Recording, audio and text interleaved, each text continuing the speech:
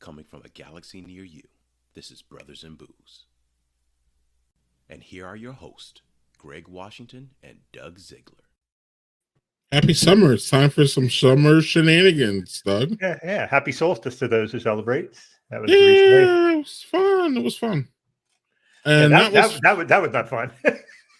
Yeah, but we're due to see the summer shenanigans.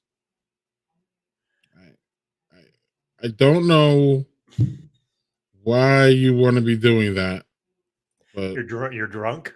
That's even our guest said there's some things that you do that you shouldn't. Just because you can, really maybe funny. you should. Yeah. Right. But just because I can, I'm going to try this Utapills, Doug. Ooh. It's called Gauche Packers Gauche. Like Go Packers Go. Packers Go, yes. But Gauche Packers Gauche. So. I thought that would be like sacrilegious for you to do. Well, you're in Wisconsin, I guess maybe not. Right.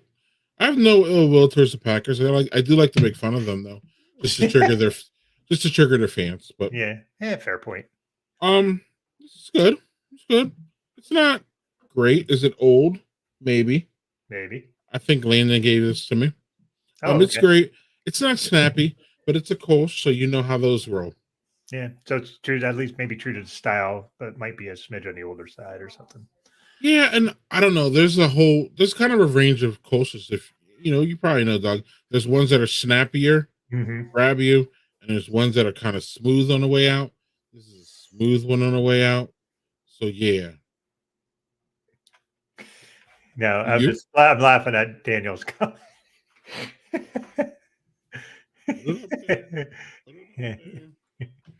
Yeah. Yeah. So I'm starting with this has already been opened because I had to share this with Joe because I can't drink this whole thing myself.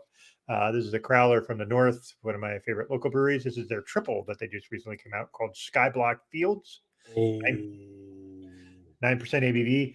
They are not known for doing Belgian beers. Zach, the owner, is a guy that said that Belgians are not his favorite to drink or make, but they made a nice triple, so we're going to give it a go. So this is sour weather. Okay, Grady Black. Wait. We'll talk about that. Yeah, is it actually sour weather where he is, or is it sour season? Or what? Whatever. Anyway, what's the triple?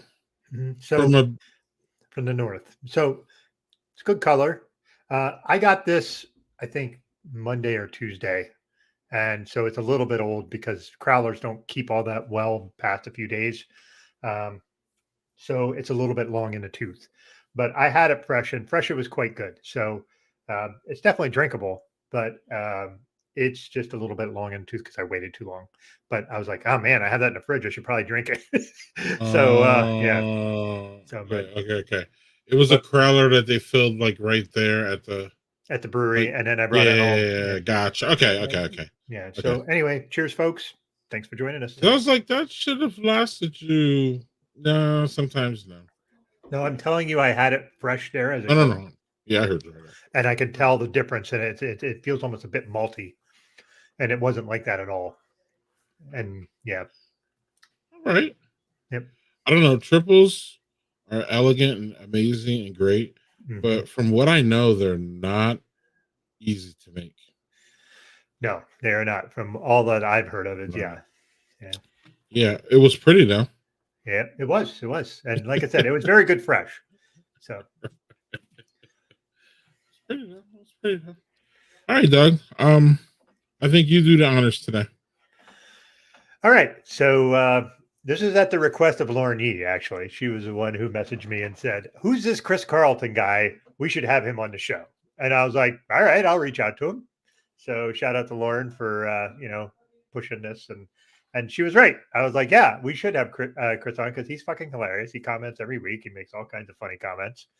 Everybody already knows, actually. Yeah, everybody knows that. You watch the stream. Chris always has something wittier than us to say. Usually, that's for sure. But it is. You have to admit though, it's probably easier just to sit and like be a keyboard cowboy with all due respect. Then like, I'm not really calling Chris a keyboard cowboy. I'm just saying though, like, you know what I mean? That cowboy mentality where people just feel bold behind the keyboard. I'm not saying Chris is one of them, but I'm saying we'll find out if Chris is one of them, right? Without well, I have no doubt this will be fine. We've actually had Chris on Jay and I's podcast that we used to do. He was on. He was fantastic. So, and Jay is warning us before we even look at that. Oh, all right. Now we have more to talk about. All right.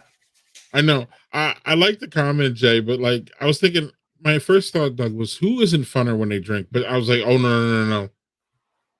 We know plenty of people who aren't fun when they drink. So yeah, that's true.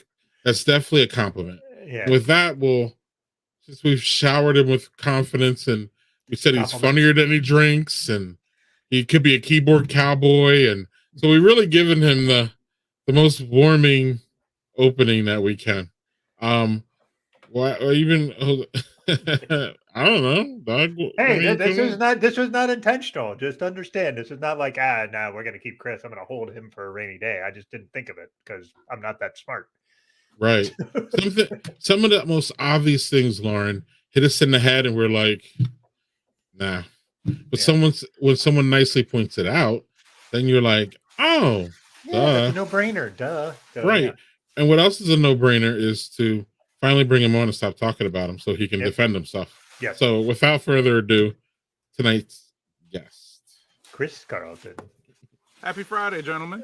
Happy Friday to you. So I could hear you when I was waiting to be brought on. Right? We know.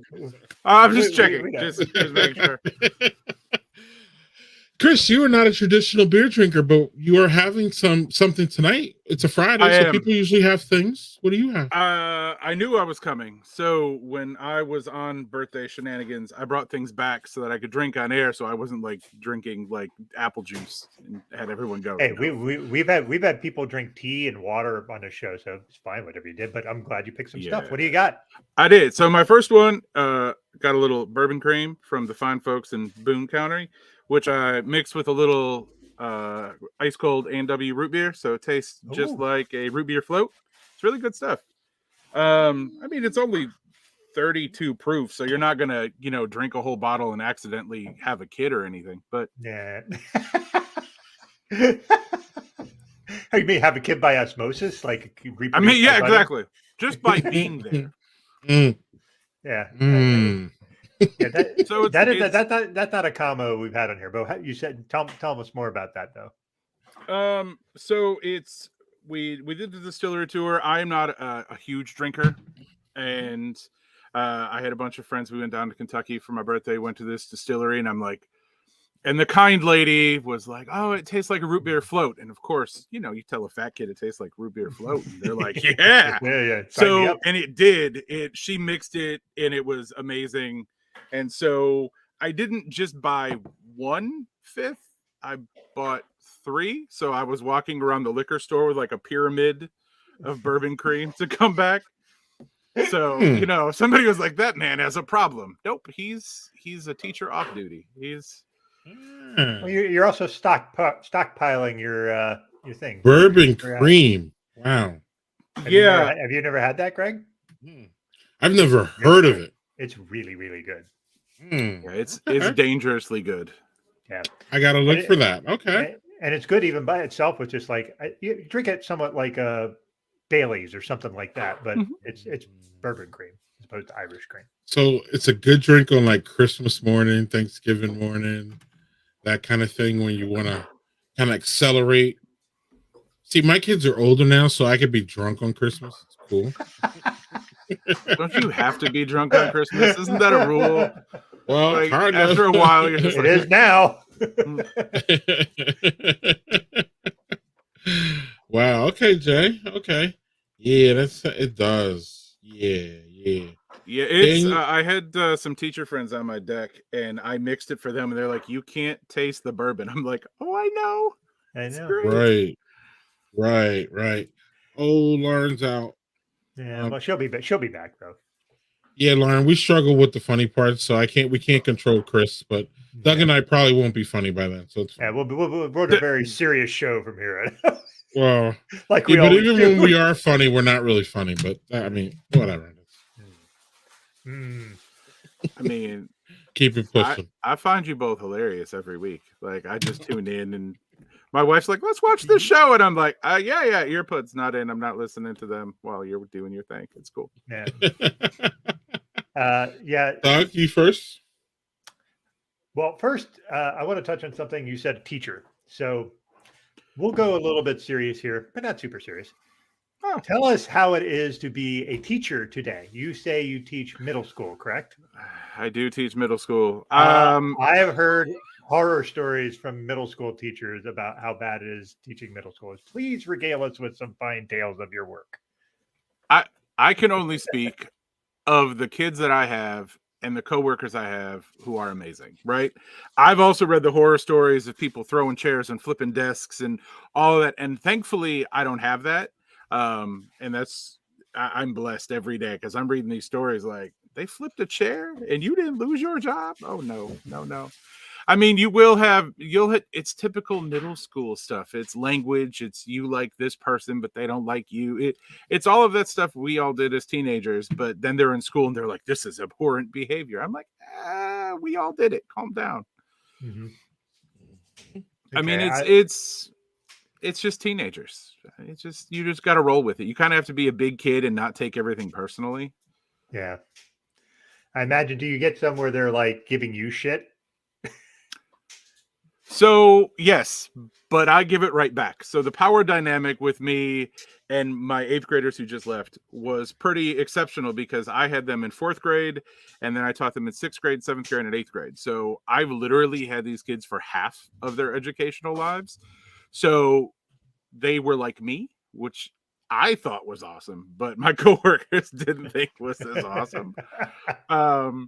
But it's a lot of just give and take. Like you have to have a sense of humor because like that's how I deal with trauma and stress and everything. I just laugh at it. Sometimes inappropriate times. Jokes at funeral, I have learned as a 40-year-old man are bad. You should not laugh inappropriately at funerals.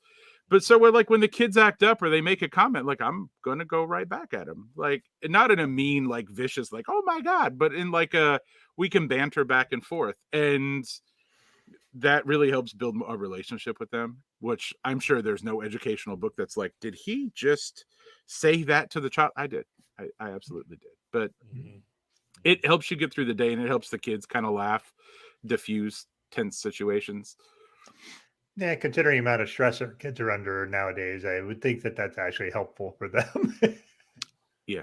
And as a homeschool parent, I approve of that message. 100%. Totally. It works here too, Chris. Absolutely. Especially with the youngest. Yeah. We ask so much from the kids, regardless of how young or how old. Like it used to be you went to school, you had fun, you made some macaroni necklaces you gave to mom, but now it's like these kids go to school and we start testing them and testing them and testing them. And like a lot of the joy that we had in school isn't there for them. Technology doesn't help because there's not like, oh, this bully is a jerk, I don't have to see him till tomorrow. Like, oh no, they'll haunt you on your phones. So it's a totally different world and you just kind of have to adapt. Amen. Yeah. I have one more. Oh yeah, please. Actually, Jay and Chris and I had a discussion over a meme that I thought was interesting, where I said something to them saying, what do you think? Where it was something about it is not your job as a teacher to entertain the students. Like they should learn how to deal with boredom. And that created a conversation even in my own house with my wife about things, which was really interesting and good to hear because I tend to think of things as things like that and almost like a boomer mentality. And I fucking hate it, but my brain is like conditioned to think that way. And I was like, yeah, I'm not your entertainment. Go figure it out. And, but it's a different world. Like you said, with social media, phones, like it's a constant dopamine thing. But Chris, what was your perspective on that particular thing? Because I'm not going to speak for you. You should give us your own spiel on that other than my old ass. I mean, I definitely agree with you to an extent, but yeah, kids need to learn to be bored. They do need to, like, you are going to have instances where you don't have a phone or a computer or something in front of you, and you really need to entertain yourself, right? But it's a different world that the kids now are growing up into. When we were kids, like, my mom was like, hey, it's summertime, it's 8 o'clock in the morning, get out of my house, I'll see you when the streetlights turn on, entertain yourself, you will not be back inside. Right. So we had no choice but to go make friends, create adventures, do stupid stuff, and hope you didn't die before you got back home. There was one summer my friends are like, let's joust on our bikes with big sticks. Right. We did stupid stuff. And these kids also, like, they just don't know how. Like, you could ask them a question and they're like, well, I don't know. I'm like, well, you're holding a smartphone in your hands, right? You are so used to being dependent on that phone that you don't know how to be bored. You don't know what happens when all that goes away. Like, we've got them so addicted, like the world in general, to dopamine and that constant instant satisfaction, that instant gratification, that when that's missing, they kind of freak out a little bit. It's why when you take a kid's phone away, if you're like, oh, I'm gonna take your phone away for a week, you might as well just have killed them. You just, and that stinks. And we see a lot of that in the classroom because we'll ask kids, hey, go work on this assignment. We're going to give you 10 minutes. And they just look at you for 10 minutes like, well, what do you want me to do? And I'm like, well, I just explained it to you and I wrote it on the board. But how do I do that? And so part of me is like, I get where they're coming from, but on the flip side, I was like, you're all going to have jobs eventually. And as someone who was a boss, you're not going to want to have the employee who you need to babysit all day because they can't do things on their own. So you kind of bridge that gap kindly, like, prod them a little bit, like, well, what did I ask you to do? Oh. And I mean, some kids do well with it. Some kids with the technology, they're brilliant. They just do their own thing. But there are some who, they just can't be the cooler generation like us, where we had to fend for ourselves. Yeah. And the idea of like, I was able to come in the middle of the day to get lunch. I was allowed to come in the house for that. But otherwise I was outside, and my parents didn't really like, hey, you need to go outside. I just didn't want to be inside because there wasn't a lot to do. So I was like, I'm going to go outside and find shit to do. And I did some dangerous, dumb shit during that time too. One of the most dangerous, dumb things we used to do is there's railroad tracks that went right through the middle of our town. And we would grab the train as they were going by and hitch rides to the outside of town and jump off. I never did that. I feared trains because, Yeah, no, that was one of the dumber things that we would do. But if we wanted to get like to the ball field at the end of town, which was like a half mile away, because I lived in a small town. It was a small town, but it was a little spread out. So if I want to get to the ball field to go play baseball or play football down there, I'd either ride my bike, which I did plenty of times, or sometimes there was a train coming, like, well, fuck it, let's go hop on the train. Now, there was exceptions to that because you had to make sure it was not going too freaking fast that you couldn't grab it or jump off of it. But because it was going through town, it never really accelerated until it got farther out of town because the regulations wouldn't allow it to go faster than a certain rate of speed. But still, one of the dumber things we did amongst a host of dumb things. But yes. But if you think of the skills we had to have as kids, like even riding a bike, right? You're riding your bike and the chain comes off. You had to know what to do, right? If you had a flat, what do you do? Like, how do you inflate the tire? Like all of those things that, your dad or uncle or grandfather, whoever showed you what to do. And you were like, okay. And they're like, okay, I'm going to show you this one time and you're going to need to learn it and go. And you just had to problem solve on your own. Like, okay, my friend fell. What am I going to do? Am I going to sit here and just scream for help? Or like, these are things that you had to figure out and adapt with. Yeah, and they also have a tiny computer in their hand that can help too. So that I think that's great. I actually think that's pretty awesome that, if you're in a situation you don't know what the fuck to do, you have information right in your hand that you could probably find something that might help. Yeah. Sorry, sure. Greg, I've been stepping all over you. Go ahead, please. When did that happen? No, meaning like I just been stepping on everything, all the conversation. So no, this is where we have conversations here, and I was too busy getting this. I had to get rid of that. Not get rid of it, but I was done. This is Cherry Street Brewing Cherry Limeade Sour. If that tastes anything like a Sonic limeade, that's a win. This looks very dark, though. That's a cherry, I'd imagine.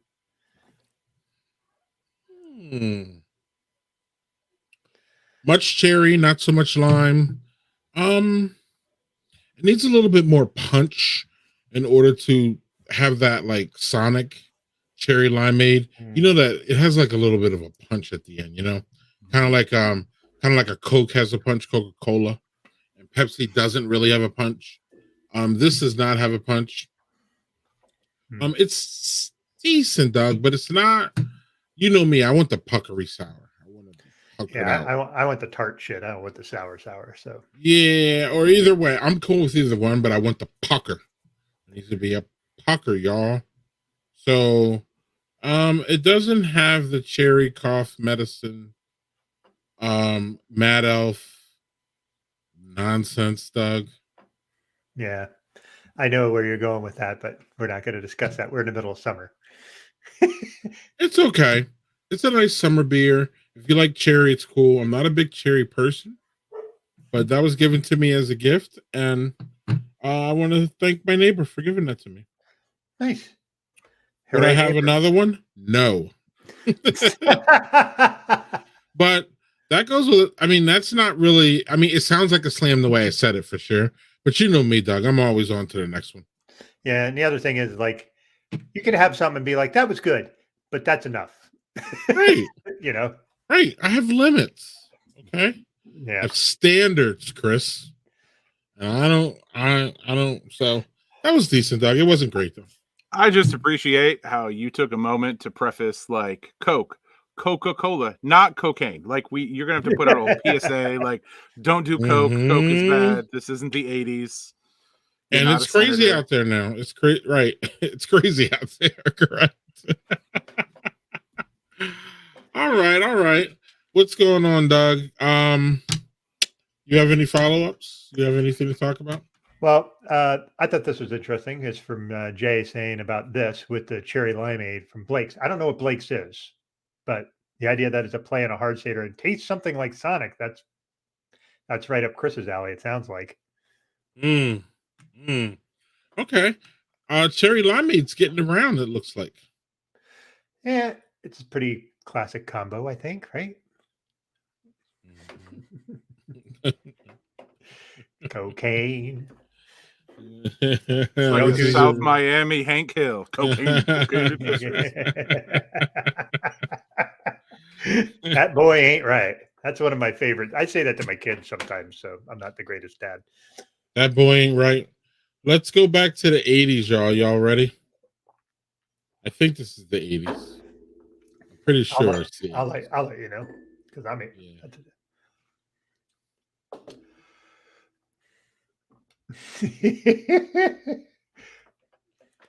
Doug? Oh, actually, the guest goes first. Yeah, I'm sorry. I'm still debating. I broke the quorum here. So this is easy. If you're looking at those four, the one that has to go is Duran Duran. Okay. I just broke Duck. Okay. And explain your logic, please, Chris. Yes, please. Absolutely. So if you look at impact outside of just the 80s, right? Like these guys are legends because of their songwriting catalog for decades. The boss is the boss. He stays, period. Bon Jovi, up until now, has anyone seen a current picture of Bon Jovi? Yeah. Something broke. Great. Yeah, no, it's not great. But like, I mean, Bon Jovi's going to stay just for the Young Guns 2 soundtrack. Period. That's the whole reason he can stay on that list. U2, I mean, they're hit or miss. Like, my wife's going to come downstairs and hit me because she's like, I hate Bono. I hate him. But like, I don't despise Bono. I don't really vibe U2, but like Duran, I can't. They look sorry, Jay, but they look a little Backstreet Boysy to me, and that is the reason they got to go. I don't want it that way. They got to go. Nice play there. Way to get the Backstreet Boys in there. Oh, so yeah, there we go. Doug. Yeah. Look at Daniel. Well, This is really, I know Daniel. This is a hard choice for me, and I'm going to explain why. So my preference for 80s music is yeah, that is a constant source of joking between Chris and Jay and I. So yeah. Anyway, my preference for 80s music is the cheesiest shit possible. Give me all the synths, give me all the bad, the most ridiculous 80s shit you can, which is what Duran Duran was. They were like one of the first real vanguards for videos on MTV because they made some awesome videos in the 80s, right? So that's a hard one. Springsteen is just, he's fucking Springsteen. Like, like that guy does still, he's like in his late 60s and he's doing like 3-hour shows on stage. Like, that's pretty badass. Bon Jovi was the advent of hair metal really to make it popular. And U2 is just one of those like multi-generational like kind of bands. And U2 also makes one of my very favorite songs ever, which is Where the Streets Have No Name. That is a song I can listen to anytime and it will pick me up no matter how shitty I feel. But if I had to pick one and it's the Legends of the 80s, U2 is probably the least legendary of the 80s. They were more legendary in the 90s, I think. So that would be my logic for that. Man, okay. Yeah, Duran ruled MTV. Tony. You are right, Tony. They did. Yeah, I think I saw the Reflex video like 8 gazillion times back in. Oh, that was that dumb shit was my shit. I loved it. Yeah, I sung so many of their songs. Yep. So let me so for this one, first of all, only one of them has had a podcast with a past president. Y'all know who that is, right? Gotta be Bono. It's absolutely Bruce Springsteen. Really? Has an excellent podcast with Barack Obama. Wow. Look it up, Doug. Look it up. I will have to. And they also, I believe, put together, is it a book or something? Listen, those two are close. They're tight. They're friends. They got good chemistry, Doug. It's a really great listen. For sure. It's a great listen. So, Bruce, so the thing about Bruce for me, y'all, is that I absolutely hate every single one of his public songs. I hate them all. Like, not hate, I used to. And then yes, Chris, I've evolved to where I like some of them now, but his old stuff that didn't hit the radio, it's some of the best, like classic bluesy, like sometimes dreary music that you will hear ever, y'all. It's really, really good. I don't know. There's this one album that came out before the Born in the USA stuff, which I absolutely despised when I was young. And now I'm like, no, this is good. I just couldn't get past his raspy voice, Chris. I could never do it. But until late. And then I found out he's a good human too. So then that all really helps. Bruce is legendary. He has to be on this list. If you take Bruce off, you don't know anything about music in that era. That's just my opinion. Bon Jovi, I don't know how you get rid of them, whether you like them or not. They're just too iconic for that age. So I'm unfortunately going to get rid of Duran Duran. This is really, really hard for me. Even though they are, again, 80s icons, U2 was hanging out there too. And U2 just, again, legendary status. Not my favorite. In fact, none of these are really my favorite. But I do have respect for all of what they have accomplished as bands. So that's where I'm at, y'all. It's Duran Duran. See ya. And y'all need to check out that podcast with Bruce Springsteen and Obama. Do it. Yeah, really, really good. I want to make one comment about a Springsteen song. There was a song that he put out, and when it came out, I was like, this song is fucking amazing. I love this song. And it's called I'm on Fire. And then as I got it, yeah. And it's like this kind of slow, like really interesting song. And then as I got older, it turned into a super creepy song. because the very first line is, "Hey, little girl, is your daddy home? Did he go and leave you all alone?" And I'm like, blah. Okay, now I can't like that song anymore because you. There you go, Doug. Look at that. Yep, and it's such a good song. It sounds awesome. It's just, oh my god, that fucking first two lines. I'm like, dude, you sound like a pedophile, so don't do that. Bruce has some really, and that one included. He has some interesting lyrics, as Tony is pointing out here too. Mm-hmm. Out of all of them, I would say because sorry, Duran wasn't really bringing it with the lyrics, y'all. Okay, it was the freaking 80s. But these all Bon Jovi was, a lot of their songs were stories. You know what I'm saying?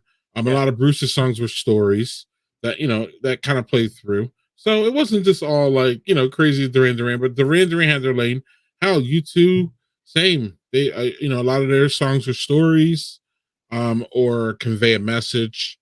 One of the dumbest ones I like from U2, I call it dumb because it's just such a simple song, is Beautiful Day, actually. Sometimes simple songs go a long way. Sometimes we're looking for big, complex songs, and then sometimes just a simple song. Happy from Pharrell Williams is another one. Sometimes the best songs are just the simplest songs. What's up, Doug? Jay made a comment that I thought was interesting that I wish we had. Put it up, yo. So it's this. That would be awesome. I don't know who we included that. So yeah. Oh yeah, that would be fun. Yeah. And Daniel says this, which right. Yeah, Mellencamp's out immediately. Right. Actually, Mellencamp will probably get immediately tossed. Right. Yeah. You agree, Chris? Having a cougar in your name isn't going to give you bonus points. It's going to make me put you back in the zoo. You got to go. No, it changes nothing. And he changed his name fucking 5 times, like Prince, but he wasn't Prince. Prince can pull that shit off. If your name is John, you're not going to be able to pull that off. Duran was pure escapism. That is absolutely true. Absolutely true. All right, Doug, do you have your second? I do, and I'm really excited about this one. My wife and I on Sunday went on a little bit of a road trip and went to a few breweries. And this one I pulled from Aurora Brewing, which is called Shaker Series Bee Sting. This is an Imperial Gosa. So cocktail-inspired Imperial Gosa with milk sugar, ancho chilies, pink sea salt, local wildflower honey. Oh my God, lemon. It's a Doug special. It is a Doug special. It's all the ingredients. Throw them all together, baby. The more the better. Chris already knows. He's seen this way too many times. I feel like I just walked down the organic cereal aisle. There's stuff on the box that should be good for me, but I'm not buying it. The organic cereal aisle of beers. Awesome. But yeah, it's a nice color though. It's got the classic Gosa smell, a little bit of honey too.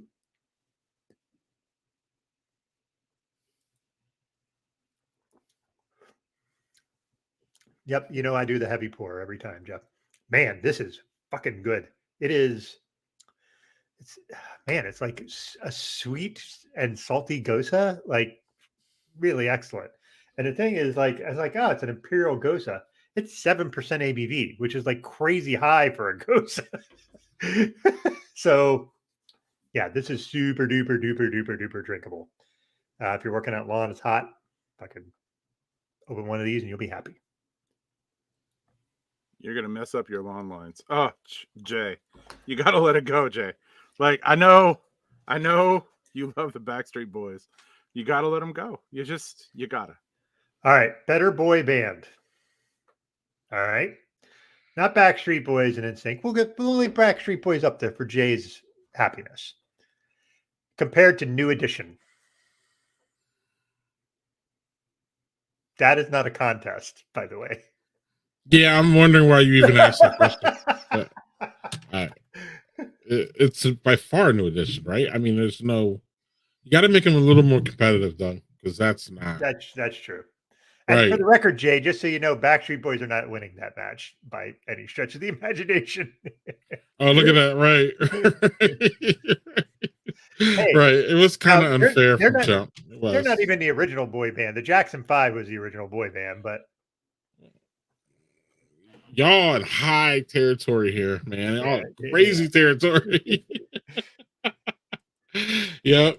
U2 gets credit for focusing yes, social they did. ills. Because early on in their career, yeah, because like Sunday Bloody Sunday and songs like that, they were very much Yeah. politically active in that. Right. They should just shut up and play, right? No. Right. Okay. So, Doug, you mentioned road trips. So I sent y'all a little map that I would love to discuss for a couple reasons. You all see where I'm going to get into. So we did the what states, y'all. We did the what states have my friends have y'all have visited. I did it last week with my family. We were discussing this back and forth. So I'm gonna show everybody's map, and then we'll talk about the map, the way it looks, and all that. So let's start off with mine. We won't put the guest out there yet. First, we'll start with mine. So this is my map of the states that I have visited, y'all. So, Jesus.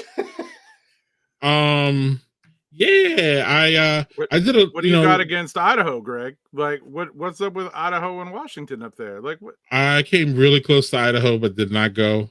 I don't. Well, what do I have against Idaho besides the white nationalists that live up at the top of it? Yeah, all that stuff.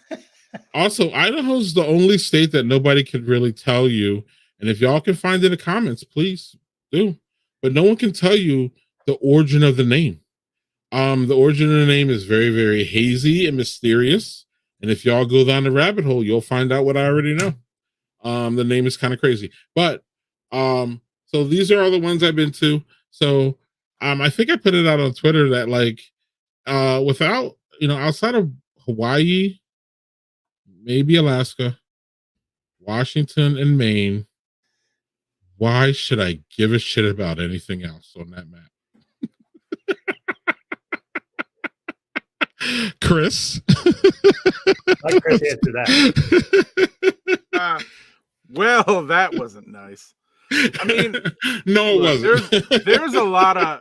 Let me take the politician answer. There's a lot of high quality people that live in some of those states, except New Hampshire and Vermont. Like, I can't. They're just so tiny. They're just so but look, there's redeeming things in every state. Like, Texas has no teams that that know how to win championships. That's not on them. They're just allergic, I guess. But they have Buc-ee's, right? They have like 100,000 Buc-ee's, so that should be enough reason to go visit Texas at least once. What else? I'm getting a Buc-ee's right up the street in Wisconsin. What? Oklahoma? Isn't that just like Texas light? They're gonna be really mad, Texas people in the comments. They're gonna be really mad. They're really not. That's really not right. Oklahoma's the only state that my kids have been to that I have not, Doug. Trivia question. Yeah, the lady and my boys went to visited a friend there. So yeah, I want to visit. Now that I got a lot of them, I really do want to visit them all. So I'm being sarcastic when I say that, but at the same time, if I don't, I'm good. Sorry, I'm good. Texas is interesting, but Doug, you already know. So that's mine. Any states that I've been, the pleasant surprise on that list, Doug always knows I say it, was Montana.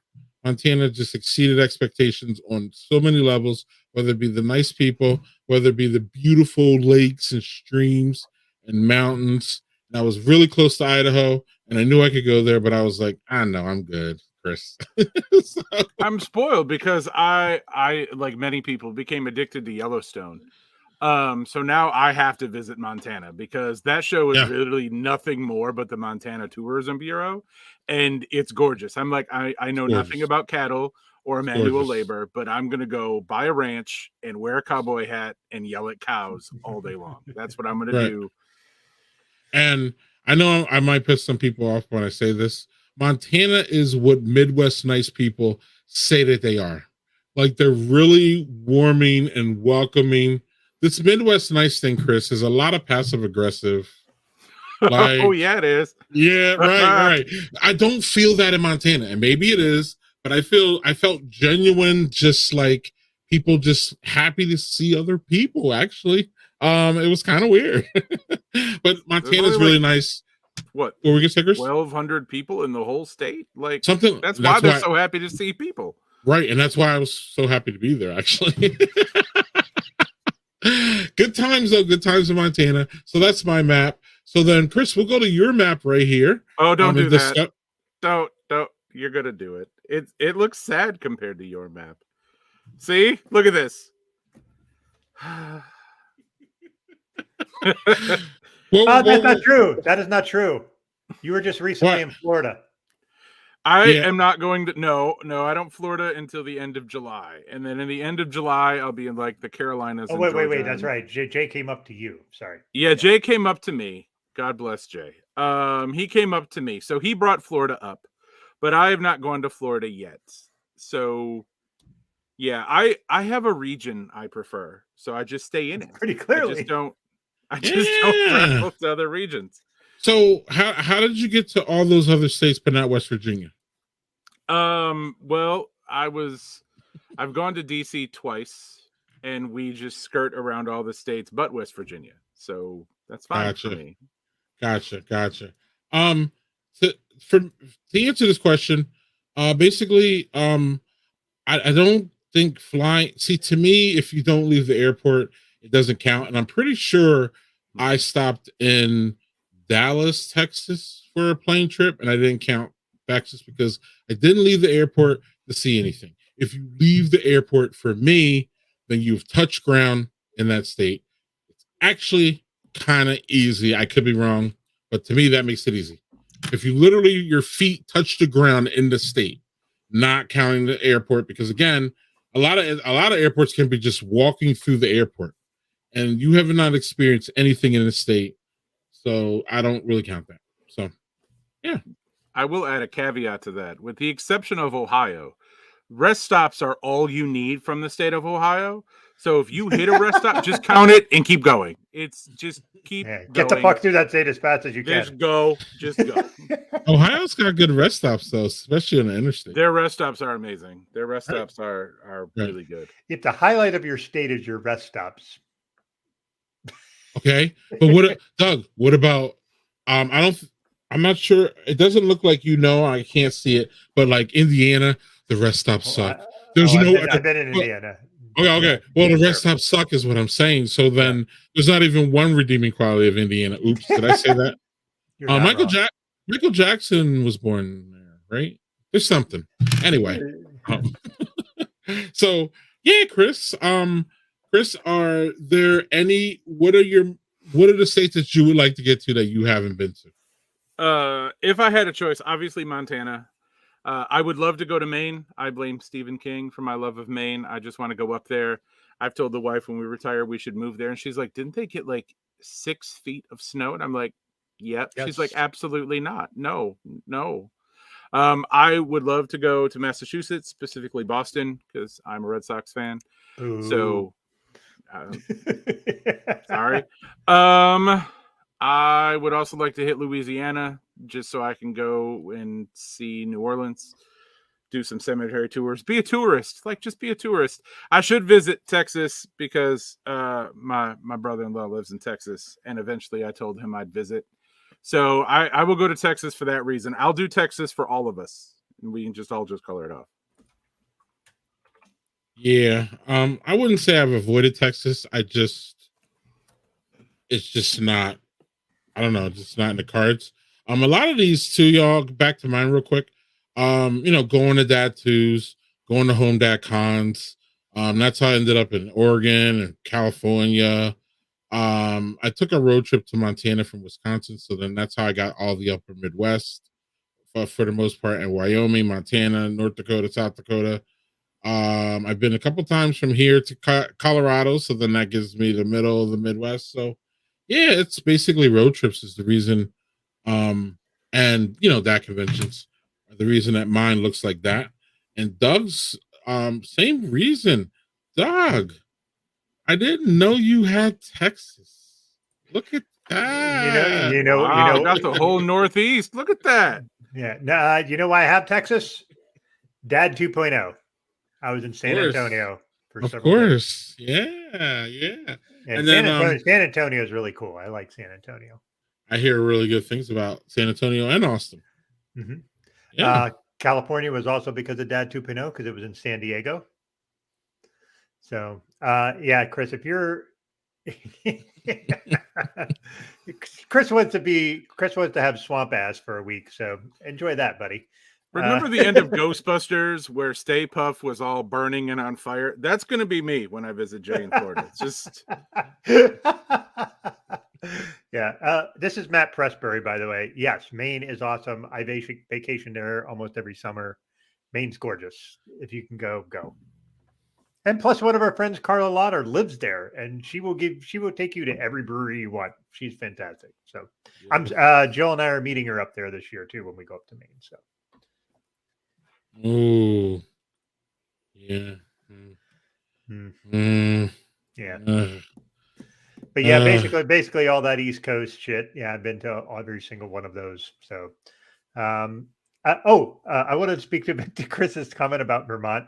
Did you guys ever see the Saturday Night Live skit where the white supremacists are trying to make like this thing to where to meet, and Adam Driver's on there is like, yeah, that's Vermont.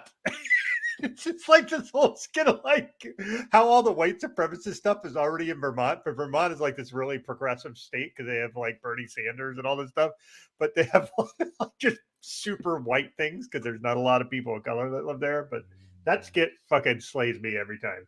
Mm-hmm. Yes, and Jeff is right. Burlington, Vermont is a very cool city. It's really beautiful, extraordinarily expensive to live in. Show it, Doug. Show it, please. Show the comment, please. Yes. So Burlington, Vermont is very pretty. So yeah, Vermont itself is a really pretty state because they have a law against you can't put advertisement signs on the side of the road. Nice. So when you're driving the highway, it's just all forest and exit signs. It's awesome. Like it's like I'm down for that. Yeah. Yes, I'm down for that. That sounds great. So Doug, what states do you want to get to that's not on here?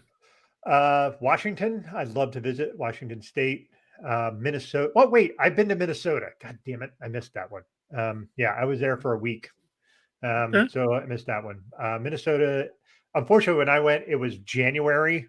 So not the best time to go to Minnesota. Washington, I'd love to go to. I'd like to visit Montana because Greg has been raving about it. And I've been to Tennessee. Fuck. I missed 2 states. So yeah, Tennessee. Doug is not very good at this. Greg, though, you should go to Tennessee for a few things.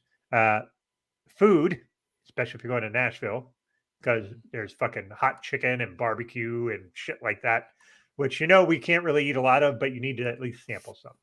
And also bourbon. Kentucky and Tennessee are bourbon country. So if you want to get some bourbon, as Chris will attend, you really should go. Yeah, I have Kentucky on my list too. My boys and I had a whole Kentucky trip planned before COVID. It was planned, and then it happened April of COVID. It was our plan, so we didn't go. It was actually we're going to be there right before the Derby, the week before the Derby. We're going to come in before all the tourist people came in. Yeah, Doug. So I see Hawaii is there though too. Yes, I did that. I went a trip there with my ex-wife. That was our honeymoon. Nice. Okay. Yeah, we did very touristy things there. I wish I would have known our former guest Leanne Wong then. I would have went to her restaurants. Although when I went there, she probably didn't have a restaurant. Yeah. So Doug, real quick, you got to get Illinois on your map. You got to come out for FOBAB. So, yes, that is like one of the festivals that I've never been to. Of all the festivals, I'm actually not even concerned about it's a big one that's out in Colorado every year.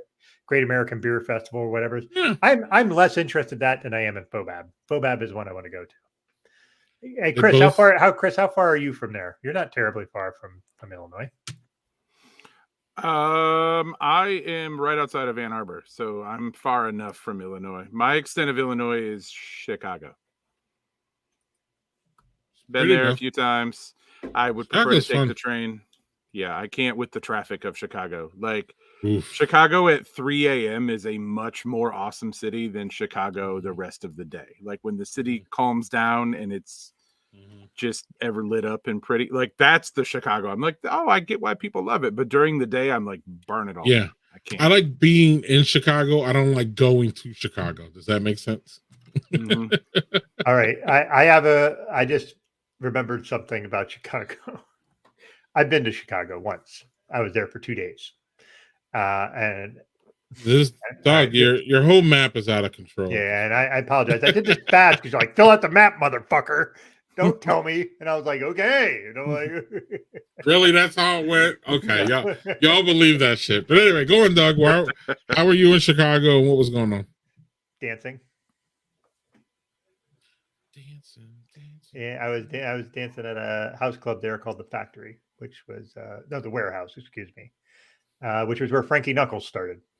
R.I.P. to Frankie Knuckles. White boys got moves. Used to.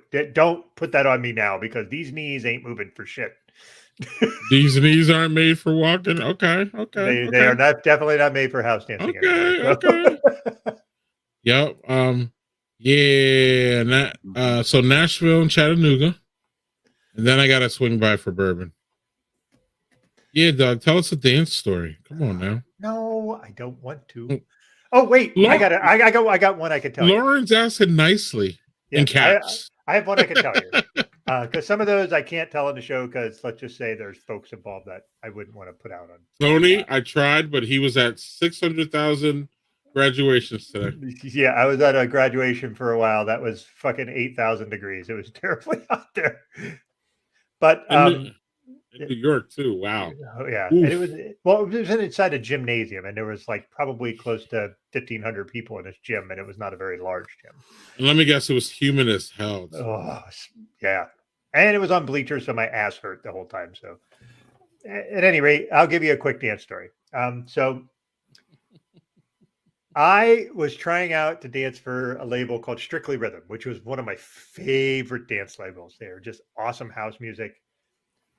And so there was like, I think 20 of us, around 20 that came in. I'm one of 2 white guys in there, by the way. And I'm in there with these people, and just the amount of dancing is fucking phenomenal. And I'm just like, what am I doing here? Like, how am I? Like, I'm like, I can dance, but I can't dance like these motherfuckers. And then this like 5'1" Puerto Rican woman comes out and just destroys everybody that came out before or after. She was the most amazing dancer I think I've ever seen in person. She did shit that I couldn't have even fathomed to think about doing. And I went right after her. And I was like, this is terrible. They're going to be like, get the fuck out of here. And, they kind of said that. And yeah, so I left. But like, it is one of those things where never judge a book by its cover, especially, and it's going to sound weird, but like dancing is one of these genre things where you could see people and think, that guy can't dance. I have seen people fucking 3 times my size just bust it in ways that are awesome. Like, you can't judge a book by a cover on dancing, especially because there are people that can fucking move, and I mean really fucking move and dance, and they don't look like anything you think of as a dancer. You think b-boy stuff or somebody's really thin and lithe, and like that's not how all the dancers in. And the thing is, like back then, like especially house community was very much sort of hippie-ish, and that I wasn't wearing a leotard, thankfully. This wasn't flash dance. I didn't have like leg warmers on and all that shit. There was no water from the ceiling. Yeah, none of that. So, but anyway, I will tell you that it was that back in that environment was very much almost hippie-ish, and like everybody was kind of for each other. Like when that girl finished, we all jumped up and were like high-fiving the fuck out of her, like fucking awesome job.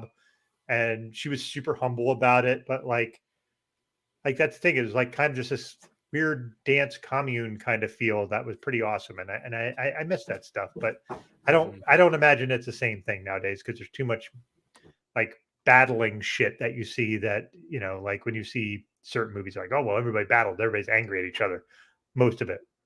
But no. A unitard would probably have been better, but no, I didn't wear that either. Also, all right, Chris, now your turn. Yeah, now your dance story, Chris. Go. So I dance. I have a bubble, right? I stay in my bubble. It's kind of like the gopher from Caddyshack. You just stay in your bubble. And I've danced at my wedding, and I danced at one other person's wedding, and that is the extent of my dance. Like I've been known to like bob my head and like maybe get some, but I have just enough rhythm to make children. I've made 3 of them. I'm done. The end. There's no dancing required. Enough rhythm to make babies. That's right. That should be okay. Yeah. Was it very much like the movie Hitch, where Will Smith is teaching Kevin James to dance? He's like, "This is your home." Exactly. In that one way, I'm like, in only that one way, am I like Will Smith? Right. I stay in my bubble and keep my hands to myself. You don't slap other men, right? In public? No, not in public. My wife is also a Gemini. She's feisty. She can handle herself. So she might smack another man or a man in public. She would tear some folks up. She's small but violent. She's small but mighty.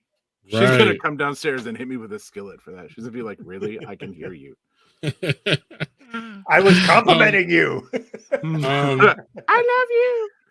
So, Daniel, there were a couple dance offs at that too. I think you asked as a joke, but there were actually. And I'm not going to dance, but Doug might dance for Chris's second drink. Yeah. What do you got, man? Do you have a second one here? Or are you still working on your root beer? Oh no, sir, that's gone. Your root beer float. Those are gone. So my second one is also from the fine folks in Kentucky. We went to this really teeny tiny little distillery, and I love them, but their bourbon was not great. But everything else they make was, right? They know their bourbon's not great, so they do everything else. So this is there we go. Apple pie moonshine. Ooh. They make 2 varieties. This one is only 45 proof, so it's not bad. They have one that's significantly higher that I was like, no. So I just mix that up in a little bit of apple juice, and it tastes like joy. Oh, so you mix it with apple juice too. All right, sweet. I mean, if it were fall, you could throw it in some warm apple cider. Or you could if you were really feeling feisty, you could heat it up just a little bit and go over like some vanilla ice cream. Boy, he sounded a bit like our friend after Beer Chicken, like these little like floats, cocktails, and cocktails. Yeah, mixing and I love it. No. There were too many straight shots in Kentucky. I can't do that nonsense again.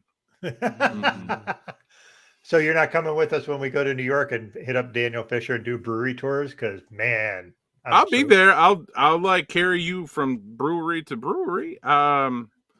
But no, like, you know, they go in and they're like, here's this weeded mash and it's like 160 proof. I'm like, that can't be good. Why is it clear? It looks like water. This is bad.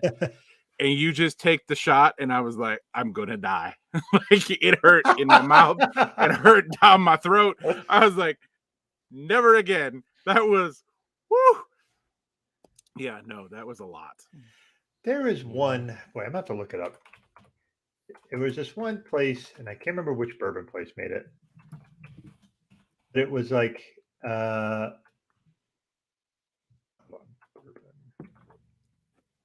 but basically, it was like this bourbon that they made that was Hair the Dog whiskey. And it was just like this clear, it was a little bottle. And it was like $12. And it was rocket fuel. It was moonshine, but they made it as like, and I was like, okay. And I tried it, and it was buttery. It was weird. It was buttery, but like fire butter, because you drink it, it'd be like just fire going down your gullet. But it was just, it was amazing because it was like something that was so high proof, and it was in this little tiny bottle. And oh my god, it will kill you. Yeah, I need to find what that was because now it's going to bother me that I can't figure out what that was.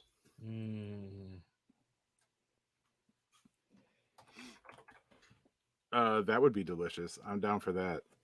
Mm. They also make a really delicious honey flavored moonshine where you can't taste the alcohol, you just get like this honey taste. So like I'll mix it in lemonade, and that's good stuff too. Yeah, that would be dangerous, I think.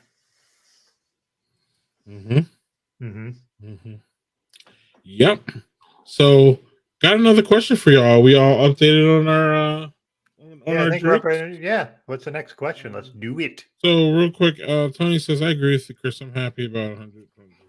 Anything higher is good for Anything that higher than that reminds me of like in the movie Matrix where Cypher makes the booze and it's in like this fucking metal can. He's like good for getting drunk and degreasing engines, and that's about when you get over 120 proof. That's what that shit's good for. Yeah, not doing it. So, blast from the past. I just saw this on Twitter. Oh no! Why? Like, but again, just because you can doesn't mean you should. Yeah, but it's gonna mark the 25th anniversary. Aren't y'all nostalgic? No, y'all not nostalgic. Look, why are they any different than trolls? Right? Isn't it trolls the new thing? No. Now you remember the stupid trolls that you would spin on a pencil and their fucking hair would fly all over the place? Yes.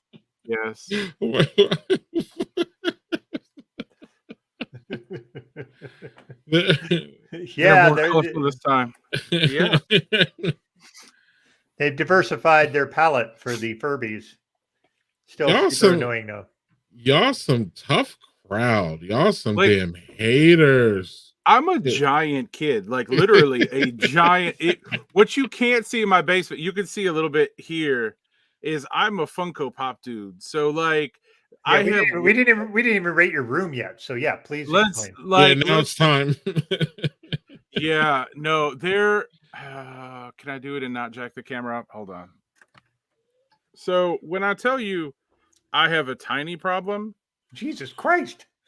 I have a tiny problem. Right. So, yeah. So when I say I'm a giant child, I mean literally I'm a giant child. The comments are going to be like, what in the what? But, oh, yes, Legos and Pops. The Legos are behind me back here. I've got like the art series and the tree. Anyway, there's a whole cabinet with the Stranger Things. And we're not going to get started. But yeah, giant kid. There are some things from my childhood. I'm like, bring that back. That would be amazing. Like, right. And there are other things I'm like, no, I'm fine.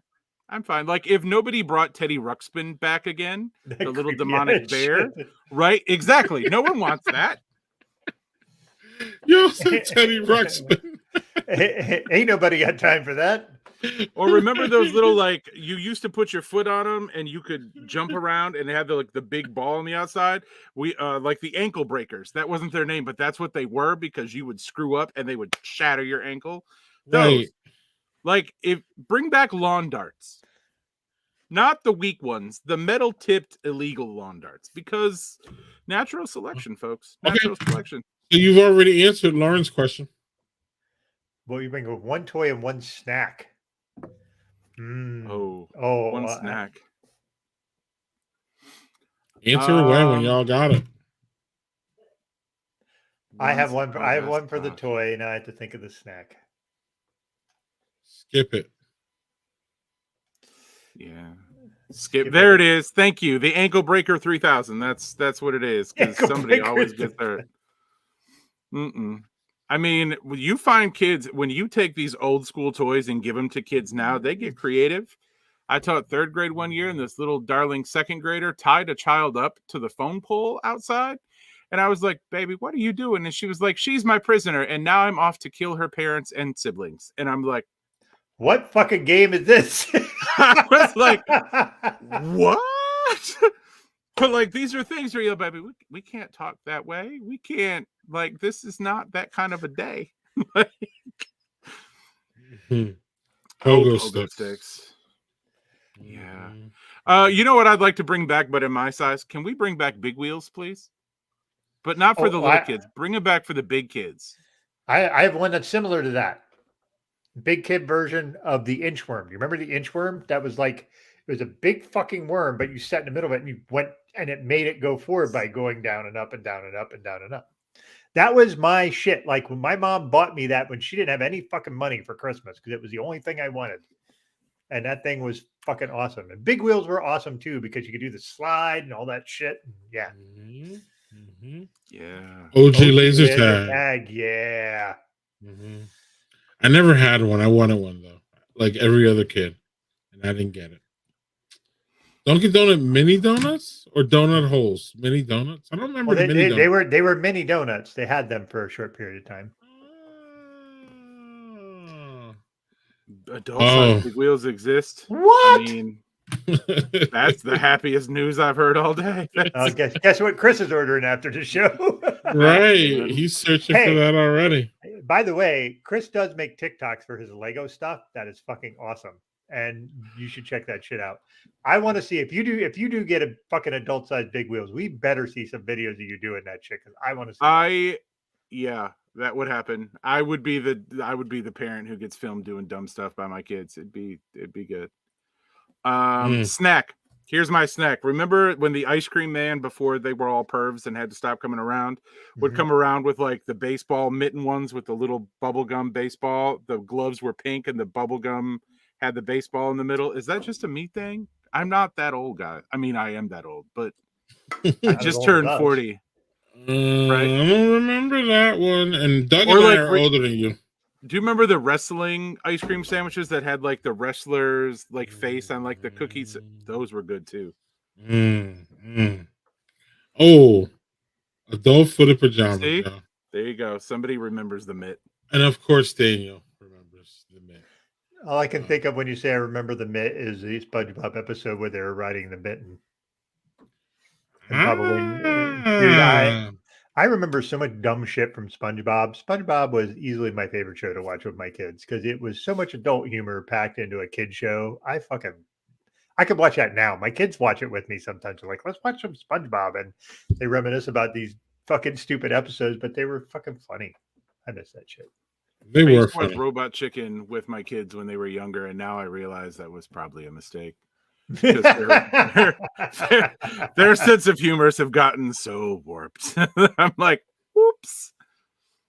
All right, so I have Matt's not wrong there. Yes, because if you want the classic, you got to bring back the classic. The one that I miss is, and you can find it now still, but it's never under the same name and it doesn't taste the same.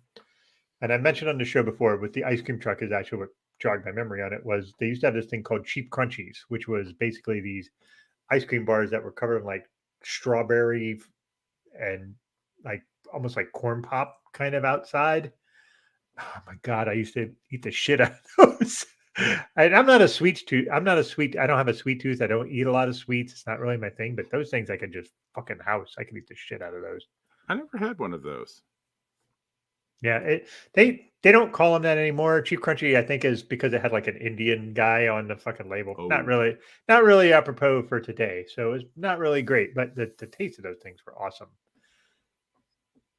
Strawberry shortcake bars are good too. Yeah, those were good. Those were good too. That's a good. Those call. are the good humor bars. Oh, like a good orange creamsicle on a hot day. Like you can just yeah.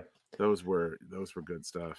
I would have also said Big League Chew, but you can find that weirdly in Five Below. If you have a Five Below, they have that shit there as Big League Chew in a bunch of different flavors. Yeah, they have flavors of stuff. You're like, what pocket universe did you pull this from? Like, I've never seen this anywhere. Like, give me the sour apple. Like, but who the fuck wants sour apple bubblegum? Maybe somebody does, but not me. I found a lemonade variety pack of Sour Patch Kids in Five Below yesterday. How does Five Below have all these weird old fucking candies? Like they have a shit ton of weird candies, and I don't understand where the fuck they find them from because you don't find them anywhere else. Like it's almost like when you go, God forbid, to fucking what's the stupid restaurant with the rocking chairs outside? Cracker Barrel. Cracker Barrel, and you go in, they have the fucking like Mary Janes and all this old shit that nobody eats anymore. Like. How the fuck do they find people that make that? Where, like, do they have like elves making that shit for them? Because nobody eats that shit anymore. It's nostalgia, dog. Come on now. No, Cracker Barrels as an institution should be banned. They should just give their rocking chairs away to people on their 40th birthday, like me.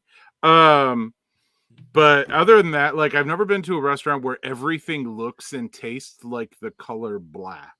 Like it's all just blah. I've never walked into a restaurant where everything looks and feels and tastes like racism. Well, on that note, dog, Sorry. Restaurant. We will venture to something that's not racism. Venture.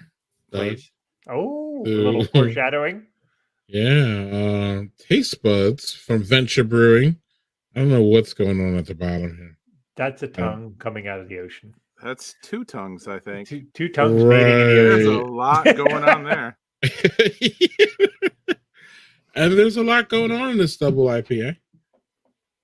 Oh, it's a Deepa, they say. Yeah, it says North England IPA, but it drinks like a Deepa IPA. It's big, hoppy as all heck, dog. Really bitter, and good times. It's another great one from Venture. Cheers to the Venture. I like Cracker Barrel myself. I mean, look, to each their own, right? We all have different tastes. My wife adores chilies. I hate it. I hate it. Get them fried apples. Fucking Pressbury just comes up with the wildest fucking shit, doesn't he? Yeah, but he's not wrong. He's not wrong. Get fried and go in and get fried apples. Awesome. Yeah. You're the reason that whole half the store is like a general store, because you're going to be full on fried apples just grabbing stuff off the shelves. Right. So anyway, I heard a take in there that I need to come back to, which is Chili's. What about Chili's? So yeah, look, tell us about Chili's. What's the problem? No, so what the problem is? There's no taste. How can you create a restaurant with a chili pepper in the logo and have no flavor anywhere?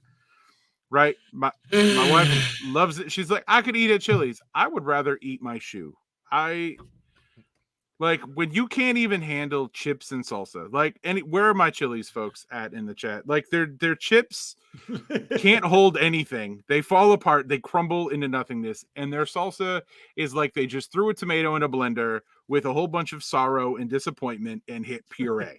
That is what you're eating. Nothing ever tastes good. No one goes to Chili's and goes, wow, that's a delicious meal. It's not. It's like TGI Fridays and Applebee's. You don't go there to eat food that makes you take or feel better about yourself. You go there because the restaurant you wanted to go to has a 45-minute wait. See? Thanks, Tony. Hey, but you have to admit, Chili does have one of the catchier songs for one of their dumb meals. Oh my god. Baby back, baby back, baby back. Hey, Didn't have you Justin Timberlake do a cover of that? Yeah, have you? I bet you they're terrible too. Did anybody ever have the baby back ribs there? Oh, they're bad. But did you ever see the video of the? You ever see the video of the people that actually made that jingle? I get that shit. The shit they sang was pretty fucking amazing. They just got stuck doing the fucking Chili's jingle. It was like Milli Vanilli, but for Chili's. It's like a prison sentence. Like you can do 10 years or you can go to Chili's. Well, I mean, damn. Apparently not Lauren. No. Yeah. Tony wouldn't even volunteer to go. And Lauren has never seen an actual Cracker Barrel in her life. I am shocked by. Although yeah, but that's an overall good thing, right? That's a net positive, yes. But like maybe California is where we need to go to get the fuck away from those things. Oh, true story. My wife's ex-husband used to have a map of all the Cracker Barrels, and whenever they traveled, he would try to hit as many of them as he could. Is that like the white version of the Green Book? Yes. You just go from Cracker Barrel to Cracker Barrel. You know that's where it's safe for your people. Mm-hmm. Nothing, not an even flinch from Greg on that one, man. It's harsh. I don't even know what to say about that or this one actually. I've never been to a macaroni grill. I've never been to a macaroni grill. You can substitute it for Olive Garden. You're not really missing much. It's a scotch bit better, but not like. Okay. So Freaking- Applebee's. Oh my God, that shit fell me out, Daniel. Thank you. This. Fucking Rockapella. Really, Doug? Oh, you guys don't remember Rockapella? No. Oh my God, it was a bunch of cheesy fucking white dudes that were doing a cappella and trying to act all soulful about it. Oh, I know what you're talking about now. Those guys were idiots. Right. Wow. Hmm. Okay. All right. Well, note to self: never go to Macaroni Grill. Doug, Can I go ahead? Greg? After you go, and then it's time to argue about comic book heroes. All right. For me, I'm going to do the third. I'm going to do my third beer. My third beer is actually something from my cellar fridge. That is almost 3 years old. That is almost 3 years old. October of 2020 was when I put this in my fridge. This is from Oscar Blues. They made this series. I remember this being a fucking superb beer when I put it in the fridge. So this is an Imperial Stout aged in bourbon barrels with Madagascar vanilla beans and ginger. Okay. So we're going to see how much of that fell out, because I'm imagining the ginger can't fall out very easily, because ginger is a fucking hefty fucking flavor. So real quick, while Doug pours. So Tony says my biggest complaint with Cracker Barrel is their politics.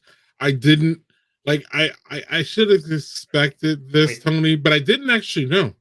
Watch this that their politics were shitty with them. I mean, you can assume it, but and with the name Cracker Barrel, I mean, it all fits in, right, Chris? But like, I just didn't know it. I always suspected it though, Tony. But like, I'm with Chris though. It's the rocking chairs. If anything, it's me sitting on those rocking chairs before I get in there. And yeah, Doug, what's going on, Gort? All right. Interestingly, there's no hints of ginger. Well, no, a little bit on the very back end of the aftertaste. A little bit of vanilla, but the bourbon barrel flavor is coming out really heavy. When I cellared this, it was 12.5%. So this is probably considerably higher than that now, because the bourbon flavor and the booze flavor is very pronounced.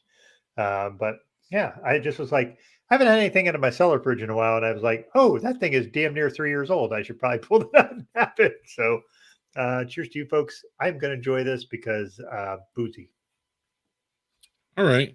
And for y'all who didn't see it last week, I'm going to enjoy this again.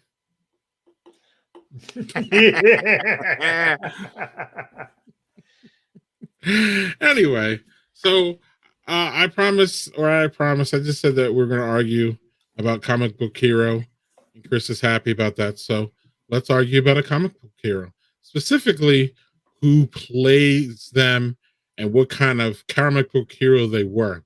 So I want y'all to rank these Batmans.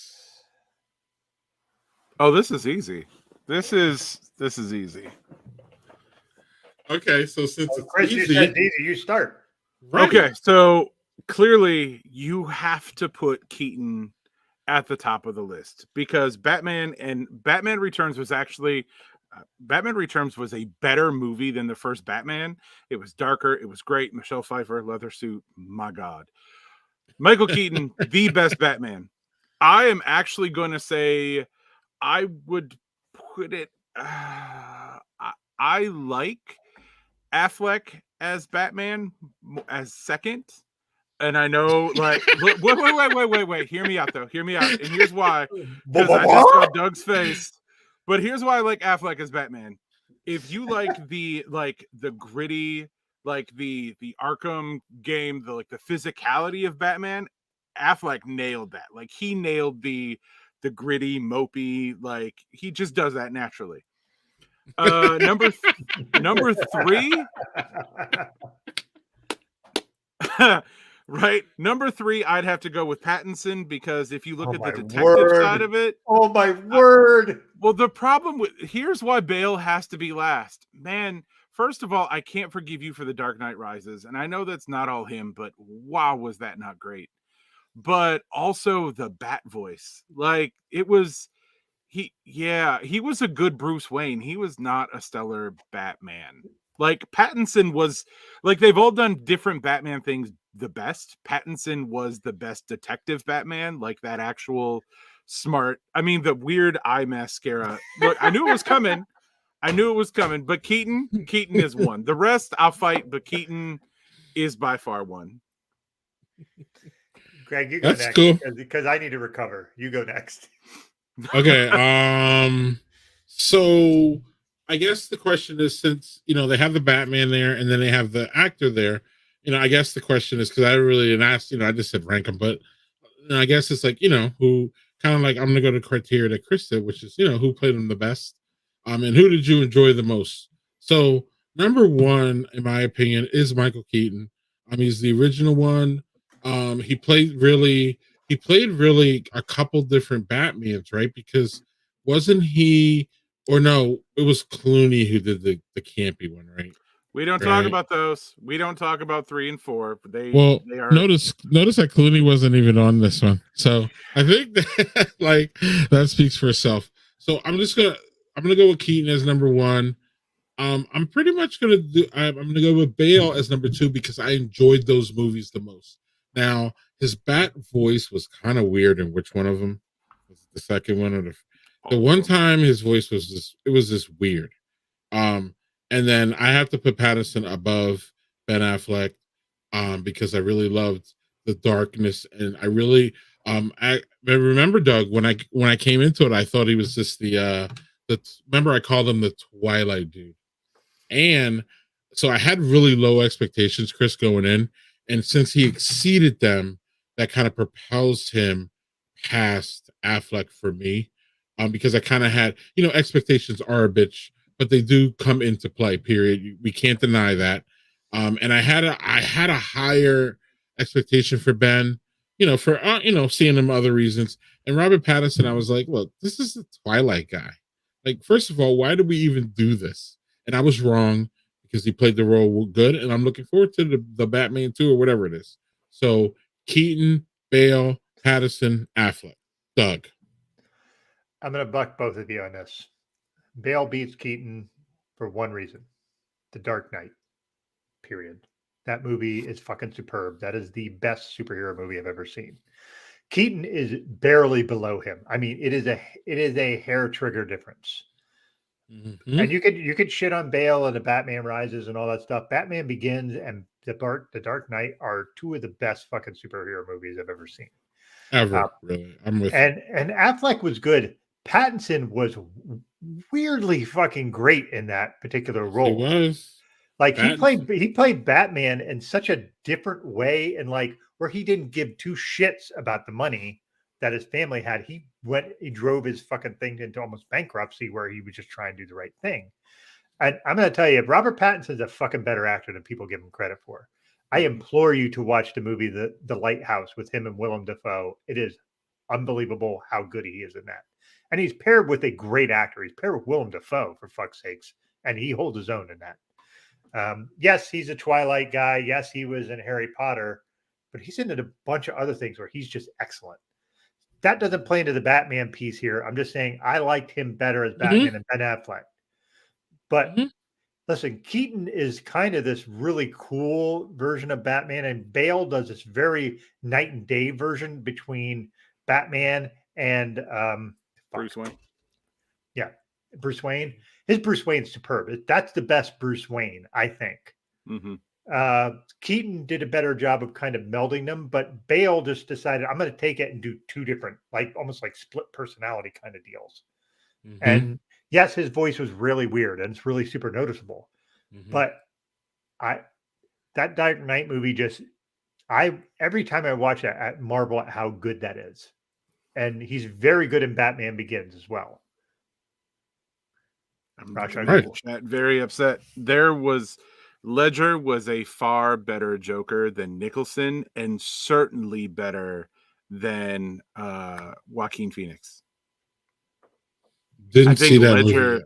Ledger got what made the Joker, and I think that's what led to his mental illness and eventually suicide. Like Nicholson was just like, I'm a gangster with face makeup. Okay, that's cool. And like Joaquin Phoenix, I'm like, dude, please stop. Like you at some point, and don't even get me started on Jared Leto. Like, no, please, no more. Oh man, Jared Leto's characterization was terrible. Now, here's the thing: I have never watched the Joker, and the reason I haven't watched Joker is because I heard too many people tell me that is such a fuck you to people with mental illness, and I was like, oh, okay, well. It's weird they're doing a sequel. Like the movie didn't need it. I mean, I get why it's getting one because it made like a crap ton of money. And they're like, now we can make Lady Gaga Harley Quinn. And I was like, I mean, that's cool, but like Batman needs a Joker in the same way that Joker needs a Batman. And if you're not going to introduce a Batman to that Joker movie, then like there's no point.